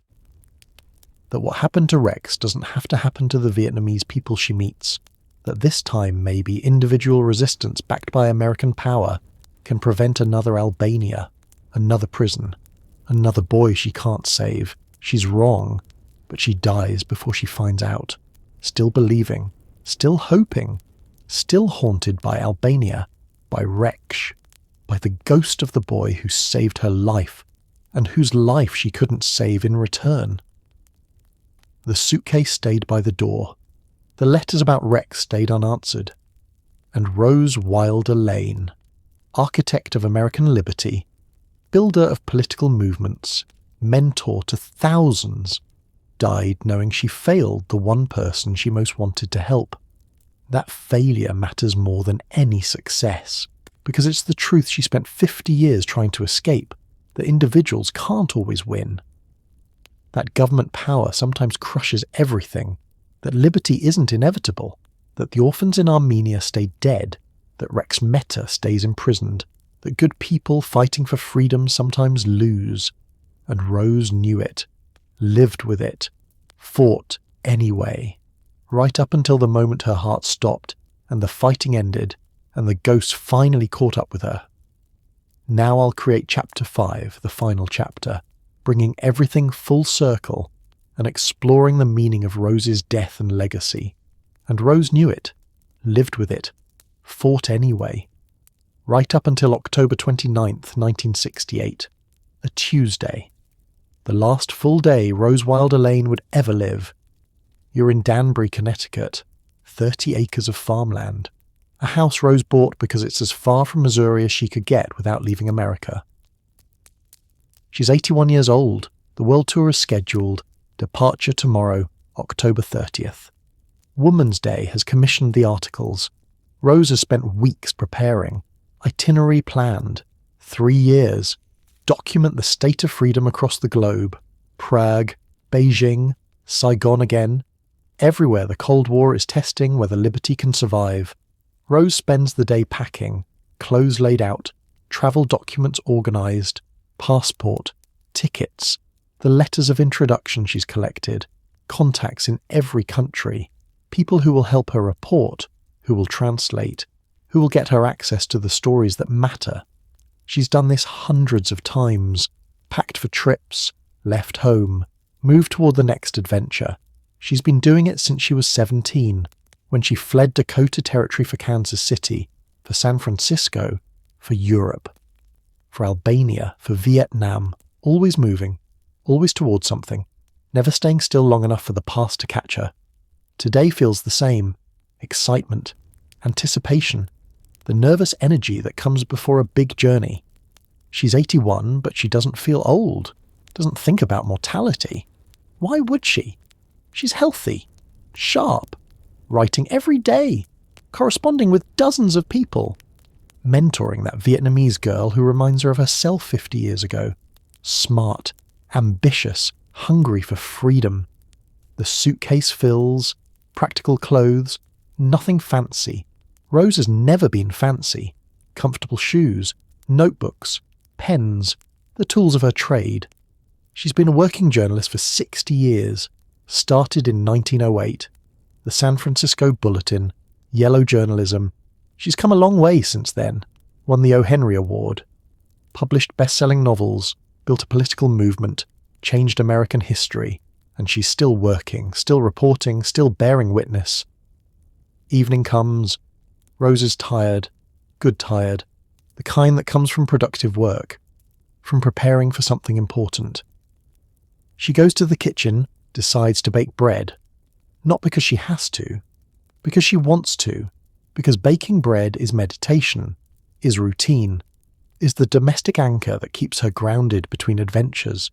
She mixes flour, water, yeast, salt, the same recipe she's used for decades, learned it from her mother, from Laura, who learned it from Carolyn, who learned it from her mother, generations of frontier women kneading dough, making something from nothing, transforming simple ingredients into sustenance, into survival. The bread goes into the oven. The house fills with the smell, warm, comforting. The opposite of everything Rose has spent her life chasing. She's documented wars, genocide, revolution, totalitarian cruelty. She's seen the worst of what human beings do to each other. And here she is, in a Connecticut farmhouse, baking bread like any other woman her age. Maybe that's the point. Maybe the bread and the war zones aren't opposites. Maybe they're the same thing. Individual human beings making choices, creating things, surviving. Whether it's a loaf of bread or a resistance movement, whether it's a farmhouse or a battlefield, it's all about people refusing to surrender, refusing to let circumstances destroy them. The bread finishes. Rose takes it from the oven, sets it on the counter to cool. She'll eat some tomorrow, take some on the trip, share it with whoever she meets. That's what you do with bread. You share it. You feed people. You nourish. She looks around the kitchen. Everything is ready. The suitcase by the door, the tickets on the table, the bread cooling. Tomorrow morning she'll eat breakfast, lock the house, drive to the airport, board a plane. Begin the final chapter of her life story. The 3 years that will define how history remembers her. Not as Laura's daughter, not as the Little House editor, as Rose Wilder Lane, journalist, political theorist, woman who documented the 20th century, woman who witnessed everything and wrote it all down. She's excited. At 81, she's still excited, still looking forward, still believing there are stories to tell, battles to fight, truths to document. The Cold War isn't over, Vietnam isn't resolved. The question of whether freedom can survive totalitarianism is still unanswered, and Rose needs to be there, needs to witness, needs to write. She goes to bed. Normal time, normal routine. She's travelled enough to know you sleep when you can. Tomorrow will be exhausting. Airports, flights, connections, the beginning of 3 years on the road. But Rose has always thrived on the road, has always been most herself when she's moving, when she's between places, when she's free from the weight of staying in one spot. She closes her eyes, falls asleep, breathing steady, heart beating.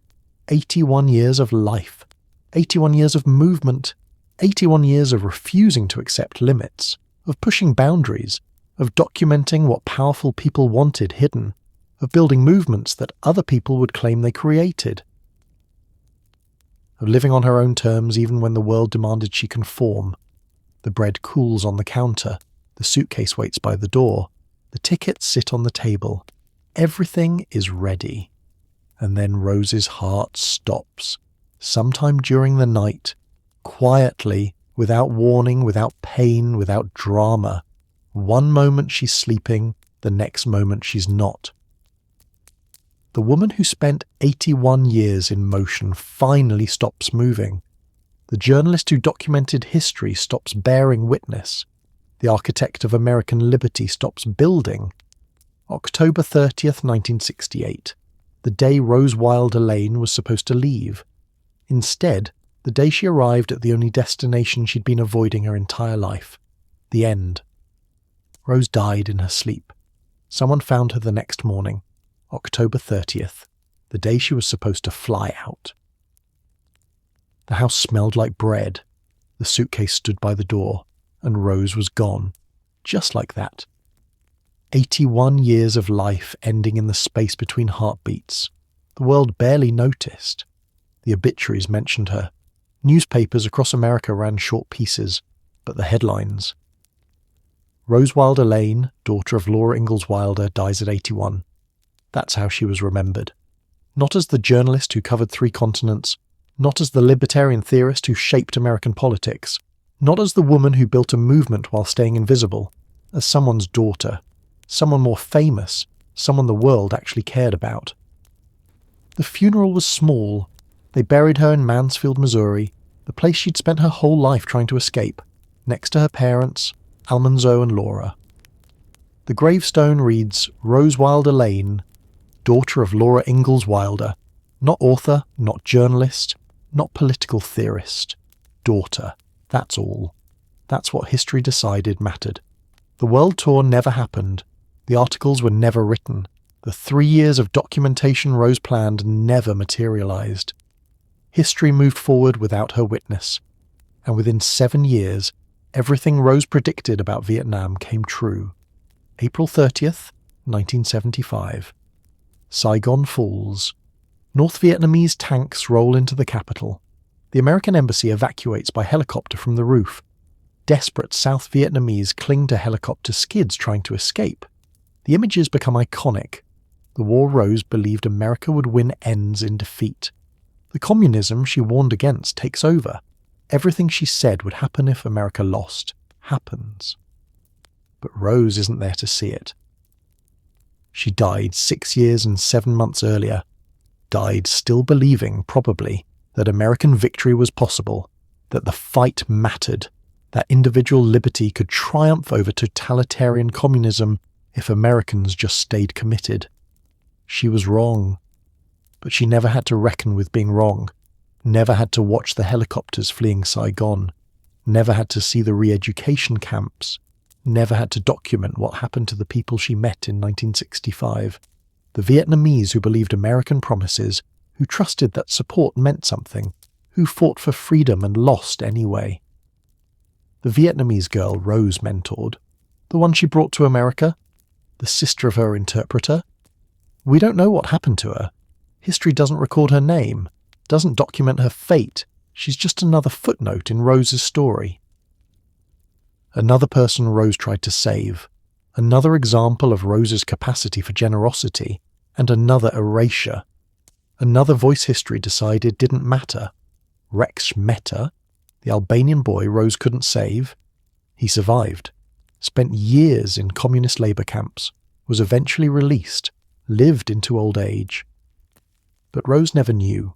She died wondering, died hoping, died believing maybe somehow her efforts had mattered, that the letters she wrote had helped.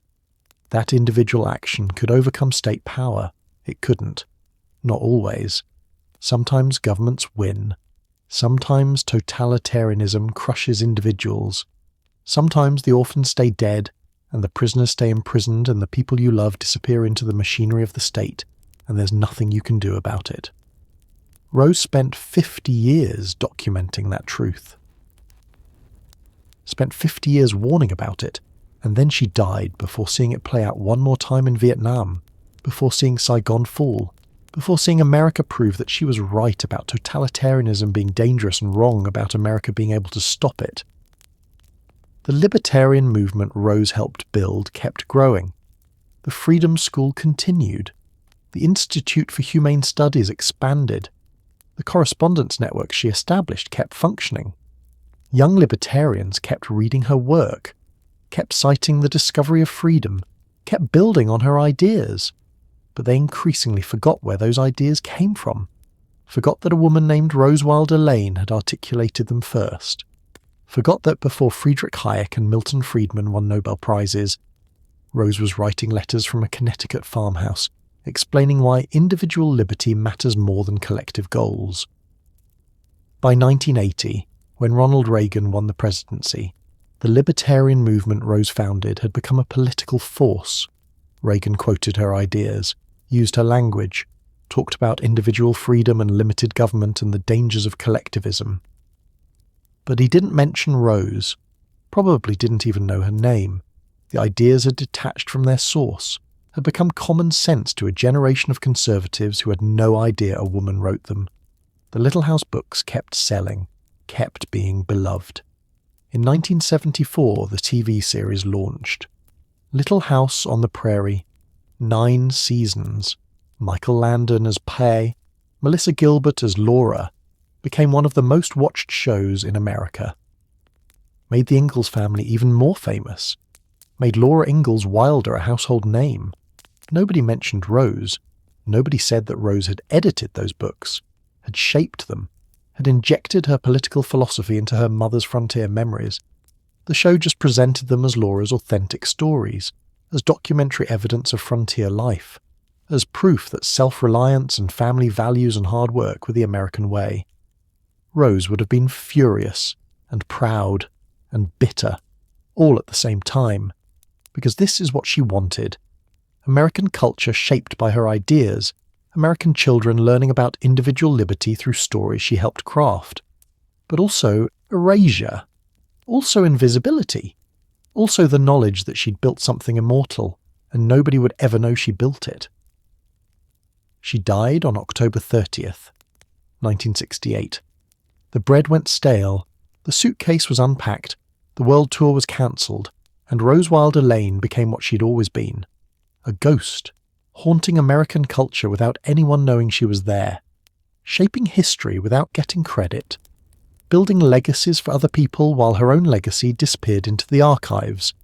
The woman who documented everything ended up undocumented. The woman who bore witness to the 20th century ended up with almost no witnesses to her own life. The woman who built movements ended up forgotten by the movement she built. That's what she didn't see. She didn't see any of it. Because on October 30th, 1968, her heart stopped, and everything she was, everything she believed, everything she fought for, kept existing without her. The ideas survived. The influence continued. The legacy persisted, just not under her name. But here's the thing about ghosts. They don't stay buried. They haunt. They whisper. They influence. And eventually someone notices. It took decades. But in 1993, a historian named William Holtz published a biography, The Ghost in the Little House, A Life of Rose Wilder Lane. Finally. Someone had looked at the evidence, had read the correspondence between Rose and Laura, had examined the manuscripts, had documented the editorial changes, had proven what scholars had suspected for years. Rose wasn't just Laura's editor. She was the architect, the creator, the one who transformed memories into literature. The book caused controversy. Little House fans didn't want to hear it. They loved Laura. They wanted to believe that a simple farm woman had written these perfect books by herself. They didn't want some sophisticated, divorced, childless, political radical getting credit.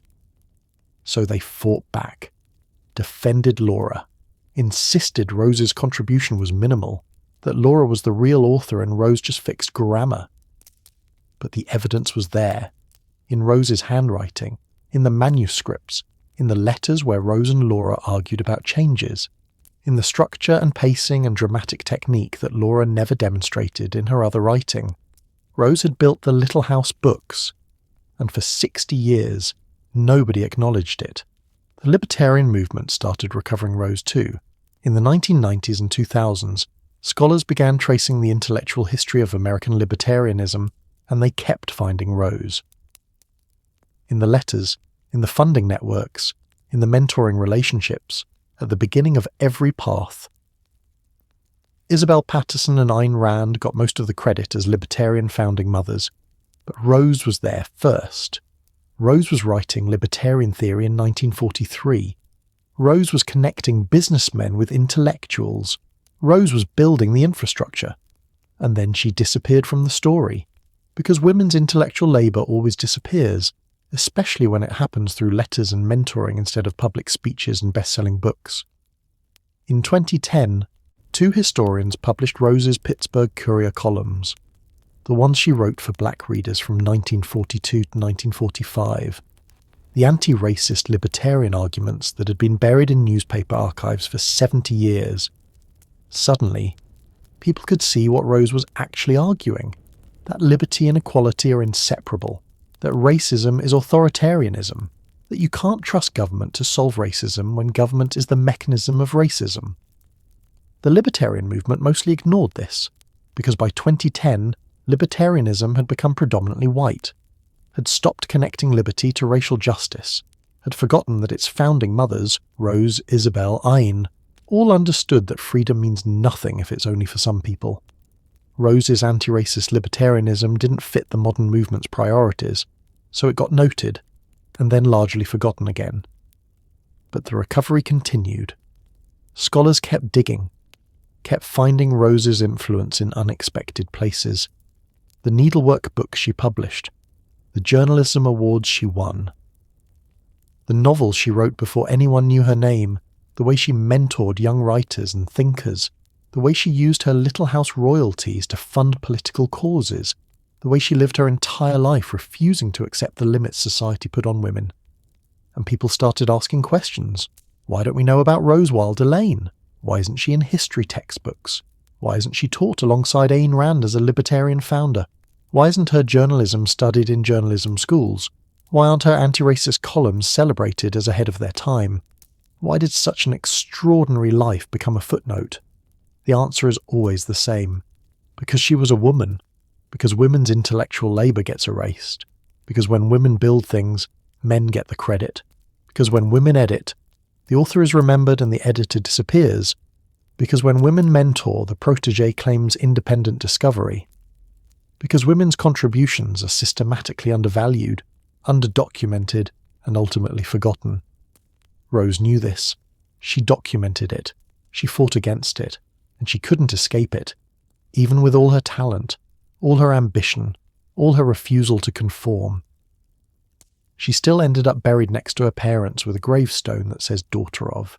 She still ended up as a footnote to someone else's story. She still ended up haunting history instead of owning it. But ghosts are powerful. They don't die. They persist. They influence. And slowly, gradually, the ghost of Rose Wilder Lane is becoming visible. The Little House Scholarship acknowledges her now. The libertarian movement claims her as a founder, even if they ignore her anti-racist work. The journalism histories include her as a pioneering woman war correspondent. The needlework enthusiasts celebrate her domestic expertise. The feminist scholars study her as an example of a woman who refused gender constraints. She's being recovered, piece by piece, letter by letter, article by article. 50 years after her death, Rose Wilder Lane is finally getting some of the recognition she deserved while alive. Not enough, never enough, but something. And maybe that's the lesson, that women's contributions don't disappear forever. They go underground, they haunt, they wait, and eventually, if we're lucky, someone digs them up, someone reads the letters, someone examines the manuscripts, someone asks the uncomfortable questions, someone refuses to accept the simple story. Rose died on October 30th, 1968. The bread went stale, the suitcase stayed by the door, the world tour never happened. But the ideas, the influence, the legacy, those didn't die. Those kept going. Those kept shaping American culture and politics and literature. Invisibly, quietly, persistently, like a ghost. Like a woman's voice speaking from the archives, like bread cooling on a counter that nobody remembers was ever baked, like a suitcase packed for a journey that never began, like a story that keeps getting told even though nobody remembers who first told it, Rose Wilder Lane built American liberty, edited American literature, documented American wars, and then disappeared into the American archive. But she's still there, still influencing, still haunting, still refusing to stay buried. Still proving that even when history erases women, the women don't actually go away. They just become ghosts. And ghosts are harder to kill than anyone expected, because ghosts don't need recognition to exist. They don't need credit to influence. They don't need fame to matter. They just need someone eventually to notice, to read the letters, to ask the questions, to tell the story. Like this one, the story of Rose Wilder Lane, who died in her sleep at 81, who never made it to Vietnam, who spent her life building things other people claimed, who haunted American history for 50 years before anyone noticed, and who, maybe finally, is starting to be remembered. Not as someone's daughter, not as a footnote, but as Rose, the journalist, the theorist, the architect, the ghost who refused to stay dead. The woman who changed America while America forgot her name. The bread is long gone. The suitcase was unpacked. The world tour never happened. But Rose? Rose is still here, haunting, influencing, waiting for the next historian to find her letters, the next scholar to read her columns, the next generation to discover that the woman behind the Little House books was more interesting, more radical, more important than anyone imagined. She died in her sleep, but she's not resting. Ghosts never do. They just keep haunting until someone finally sees them. Until someone finally tells their story. Until someone finally says their name. Rose Wilder Lane, born December 5th, 1886, died October 30th, 1968. Journalist, theorist, architect, ghost, woman who refused to stay buried. Woman who built American liberty while history forgot to write her name. Remember her. Remember her. But here's the problem. When Rose Wilder Lane died on October the 30th, 1968, she left behind more than just a suitcase and stale bread. She left behind a secret. One that would tear apart everything America believed about the Little House books. One that would divide fans, destroy reputations, and prove that the woman we've been calling a ghost was actually the author all along. You're in Danbury, Connecticut, November 1968, days after Rose's death. Roger McBride is here. He's Rose's heir, not family, just a young lawyer Rose befriended, a libertarian, someone who shared her politics, someone she trusted enough to leave everything to, her house, her money, her papers, and the rights to the Little House books. Roger starts going through Rose's belongings. The farmhouse is full of papers, letters, manuscripts, decades of correspondence. Rose never threw anything away. Every draft, every revision, every argument with Laura preserved in ink. And what Roger finds changes everything.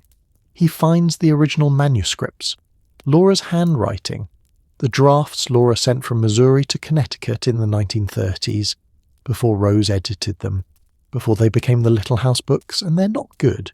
They're rambling, disorganized, plotless. The kind of thing your grandmother writes when she's reminiscing about her childhood. Sweet, sincere, completely unpublishable. Then Roger finds Rose's versions. Same stories, same memories, but transformed, structured, paced, with dialogue that crackles, with scenes that build tension, with narrative arcs that make you turn the page. These are the versions that got published. These are the Little House books that millions of children have read, and they're in Rose's handwriting, with Rose's notes, with Rose's editorial marks covering every page. Roger keeps digging, he finds letters. Rose to Laura, 1932 through 1943, the years when the Little House books were being written, and the letters are brutal. Rose telling Laura the drafts don't work, Laura defending her memories, Rose explaining narrative structure, Laura resisting changes, Rose insisting, Laura finally agreeing, over and over, for 11 years, 8 books, dozens of revisions, hundreds of arguments. One letter from 1937 stands out. Rose is exhausted, frustrated. She writes to a friend, "I am so tired of rewriting my mother's stuff. It takes forever, and I have my own work to do. But she can't do it herself, and Harper won't publish it without my revisions. That sentence. Harper won't publish it without my revisions. Not edits, not suggestions. Revisions, complete rewrites. The publisher knows. Rose knows. Laura probably knows. The Little House books aren't really Laura's. They're collaborations at best. Rose's creations at worst. Roger McBride sits in Rose's farmhouse holding this evidence, and he has to decide what to do with it. Does he tell the world? Does he destroy Laura's legacy? Does he prove that America's most beloved children's author didn't actually write her most beloved children's books? He doesn't, not immediately. Because Roger understands something important. The Little House books are worth millions. The TV series is coming. The royalties will be enormous. And if the world finds out that Rose wrote them, everything gets complicated. Legally, financially, culturally. Better to keep the secret. Better to let Laura stay the author. Better to let Rose stay invisible. But Roger does something else. He decides to write his own Little House books. Sequels. About Rose's childhood. About what happened after the original series ended. He calls the first one Little House on Rocky Ridge. Published in 1993. About Rose growing up on the Missouri farm. About her relationship with her parents. About her childhood. The books are successful. Children love them. But scholars notice something. Roger McBride isn't just writing sequels. He's creating a new author. He's positioning Rose as a character, as the next generation, and he's doing it using all those manuscripts and letters Rose left behind. All that evidence of who really wrote what. All those secrets Roger found in the Danbury farmhouse. By the time Roger dies in 1995, the secret is starting to leak. Literary scholars are asking questions. They've read Roger's books. They've noticed discrepancies between Laura's writing style in her newspaper columns and her writing style in the Little House books. They've started comparing manuscripts, analysing sentence structure, documenting editorial changes, and then William Holtz publishes his biography. The Ghost in the Little House, 1993, the same year Roger published his first sequel. Holtz has done the research, has read the letters, has examined the manuscripts, has interviewed people who knew both women, and his conclusion is clear. Rose Wilder Lane didn't just edit the Little House books. She fundamentally rewrote them. She created them. She's the author in every way that matters except the name on the cover. The Little House community explodes. Fans are furious. They don't want this to be true. They love Laura. They've built their childhoods around these books. They've visited the homesteads. They've watched the TV show. They've taught their own children about prairie life and pioneer values. And now someone is saying it's all a lie. That the woman they've been celebrating didn't actually write the books. That some divorced, childless, political radical daughter rewrote everything. No, they won't accept it.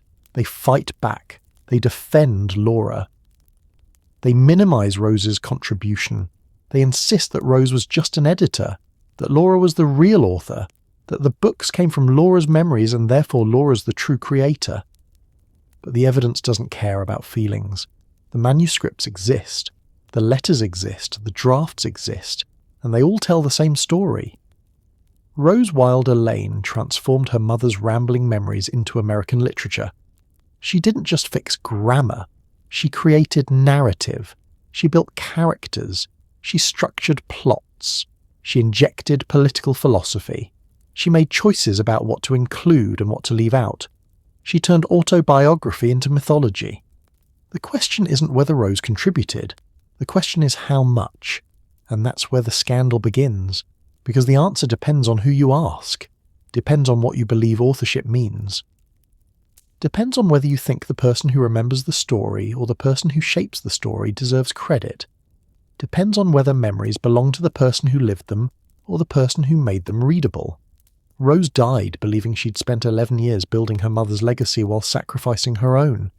She died knowing she'd made Laura famous while staying anonymous. She died frustrated that her editorial genius would never be recognised. She was right. For 25 years after her death, nobody knew. Nobody cared. The Little House books were Laura's. End of story. Until Roger McBride opened those boxes. until William Holtz read those letters, until the manuscripts proved what Rose always knew, that ghosts don't just haunt, they create, they build, they write. And sometimes, when you dig deep enough into the archives, you find out that the ghost was the author all along. The bread went stale, the suitcase was unpacked, but the manuscripts survived, and they're about to destroy everything. The manuscripts survived, and in the 1990s and 2000s, they became a battlefield. Literary scholars versus Little House fans, historians versus loyalists, people who wanted the truth versus people who wanted the myth. And in the middle of all of it, two dead women who couldn't defend themselves, who couldn't explain what really happened, who couldn't tell us whose words we've been reading for 70 years. The argument broke along predictable lines. The scholars said, "Look at the evidence. Rose rewrote everything. Laura's drafts are unpublishable. Rose's revisions created the books. Therefore Rose is the author." The fan said, "Look at whose memories they are. Laura lived the stories. Laura provided the material. Rose just cleaned it up. Therefore Laura is the author. Both sides are right. Both sides are wrong." Because the truth is more complicated than either version. The truth is that the Little House books are a collaboration, an unequal collaboration, a collaboration where one partner provided the memories and the other provided the craft, where one partner's name went on the cover and the other partner stayed invisible, where one partner got the fame and the other got the frustration. But here's what makes it a scandal. Rose deliberately stayed invisible. She could have demanded co-authorship credit, could have insisted her name appear on the covers, could have told publishers, "I rewrote these. I created these. I deserve recognition." But she didn't, because the whole point was to build Laura's legacy, to give her mother financial security, to create something that would outlast both of them, and it worked. The Little House books became classics. Laura became famous. The money poured in. Rose got what she wanted.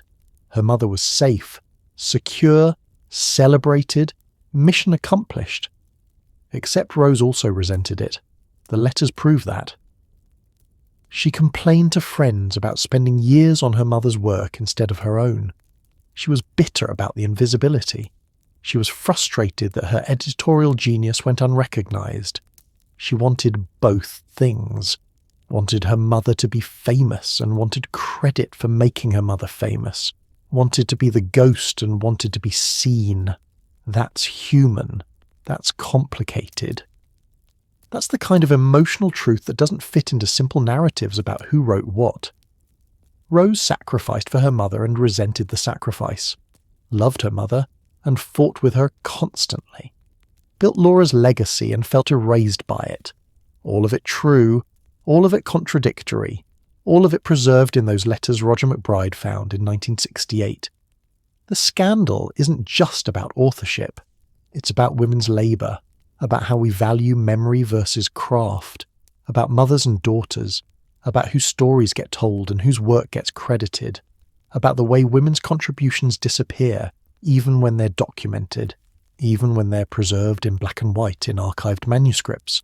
Some scholars argue that the Rose-Laura collaboration reveals how all authorship works, that books are always collaborations, that editors always contribute more than they're credited for, that the distinction between author and editor is artificial, that Rose's work on the Little House books is just an extreme version of what happens with every published book.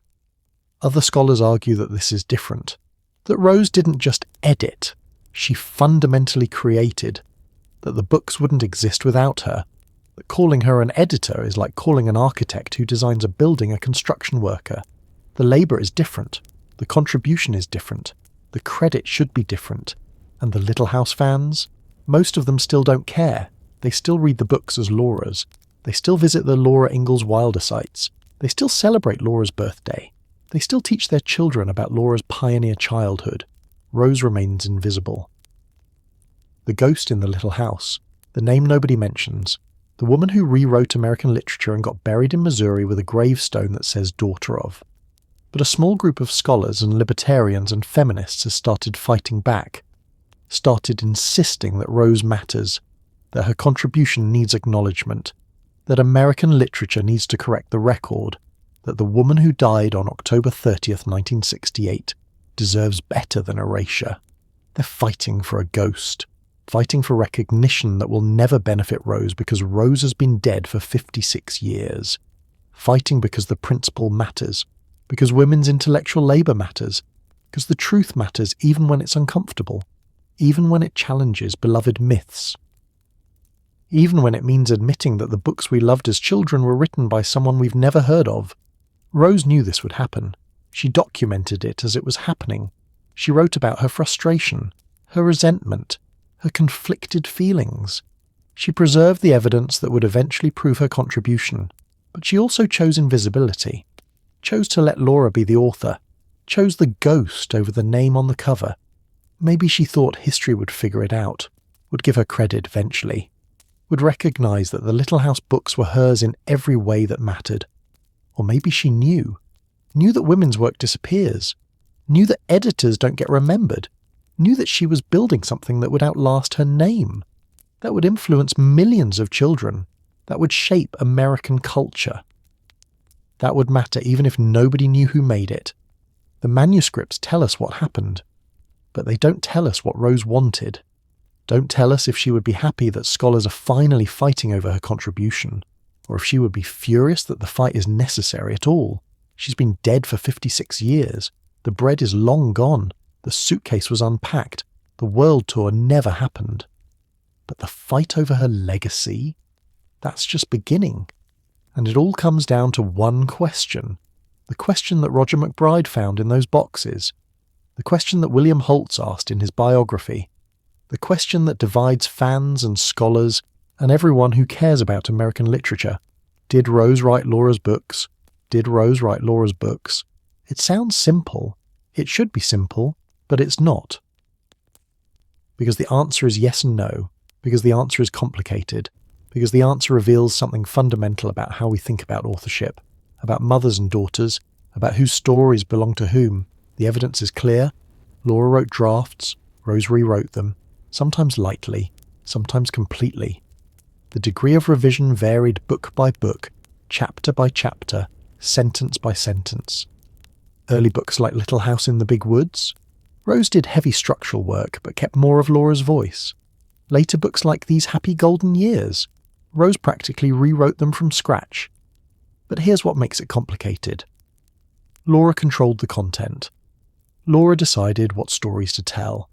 Laura determined what was included and excluded. Laura chose how to present her family. Laura made the big decisions about narrative. Rose executed those decisions. Rose made them readable. Rose made them publishable. Rose made them literature. So who's the author? The person who decides what the book says, or the person who decides how it says it? The person who provides the memories, or the person who structures them? The person whose life is being documented, or the person doing the documenting?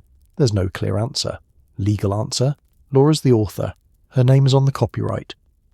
She signed the contracts. She got the royalties. Literary answer? It depends on your definition of authorship. Moral answer? They both deserve credit. Historical answer? Rose did more work than she got credit for, and Laura got more credit than her drafts deserved. The 1930s were a different time. Ghostwriting was common. Editing was extensive. The line between author and editor was blurrier than it is today. But even by 1930s standards, what Rose did was unusual. She didn't just fix grammar and clean up prose. She created scenes, added dialogue, built dramatic tension, injected political philosophy, transformed structure, made choices that fundamentally shaped what the book said and how they said it. And she did it all without credit, without recognition, without her name anywhere near the books. That was the deal. Rose would rewrite. Laura would be the author. Rose would get nothing except the satisfaction of knowing she'd helped her mother. And for 11 years, that's exactly what happened. Until Rose died. Until Roger found the manuscripts. Until scholars started asking questions. Until the secret started leaking. Until the fight began. Now, 56 years after Rose's death, we're still fighting. Still arguing about whose books they are. Still trying to figure out how to credit work that was deliberately kept invisible. still grappling with the question of what we owe to women whose intellectual labour built American culture, while their names disappeared into the archives. The Little House books are in their 9th decade, still selling, still beloved, still taught in schools, still shaping how Americans understand frontier history, still promoting values about self-reliance and family and hard work. And most readers still think Laura Ingalls Wilder wrote them, alone, with maybe a little help from her daughter. But that's not what happened. That's the myth, the comfortable story, the version that doesn't challenge anything. The version that lets us keep loving the books without complicated feelings. The version that erases Rose Wilder Lane as effectively as her gravestone erases everything except daughter of. Rose died on October 30th, 1968. She died knowing she'd built something immortal. She died frustrated that nobody knew she built it. She died with bread cooling on the counter and a suitcase by the door and a secret buried in boxes that would take 25 years to explode. She died before seeing Saigon fall, before seeing the libertarian movement she founded become a political force, before seeing the TV show make her mother even more famous, before seeing Roger McBride publish sequels about her childhood, before seeing William Holtz prove her contribution, before seeing scholars fight over her legacy. She died in motion. Still planning, still travelling, still refusing to accept limits, still believing there was more work to do, more stories to document, more battles to fight, more truth to tell.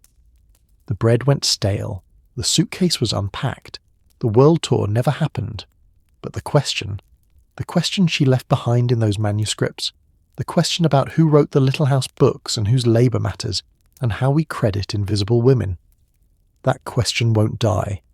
That question keeps haunting.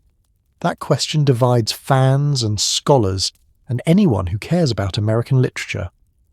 That question is Rose's final ghost, the one that won't rest until someone finally tells the truth.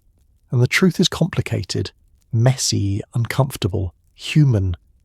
The truth is that Rose Wilder Lane rewrote her mother's books, made them literature, made them last, made them matter, and then disappeared, became invisible, became the ghost in the little house that everyone reads and nobody sees. But what if we looked? What if we examined the manuscripts? What if we read the letters? What if we documented exactly what Rose did, book by book, chapter by chapter, revision by revision? What if we finally gave Rose Wilder Lane credit for building American literature while America forgot her name? What if we stopped calling her a ghost and started calling her an author? That's the scandal. That's the fight. That's the question that won't die. And it all started in the 1930s, in Missouri and Connecticut, with a mother and daughter, with drafts and revisions, with love and resentment, with collaboration and erasure, with two women building something immortal and only one getting remembered. The manuscripts exist, the letters survive, the evidence is there, and in the next chapter of this story we're going to examine it. Every revision, every argument, every choice, every sacrifice. We're going to answer the question that's been haunting American literature for 90 years. Did Rose write Laura's books, or did they write them together? And if it was collaboration, why did only one name appear on the covers? Why did one woman get fame while the other got frustrated? Why did America celebrate Laura while erasing Rose? The 1930s hold the answers, the manuscripts hold the proof, and the ghost? The ghost is ready to finally tell her side of the story. Stay tuned.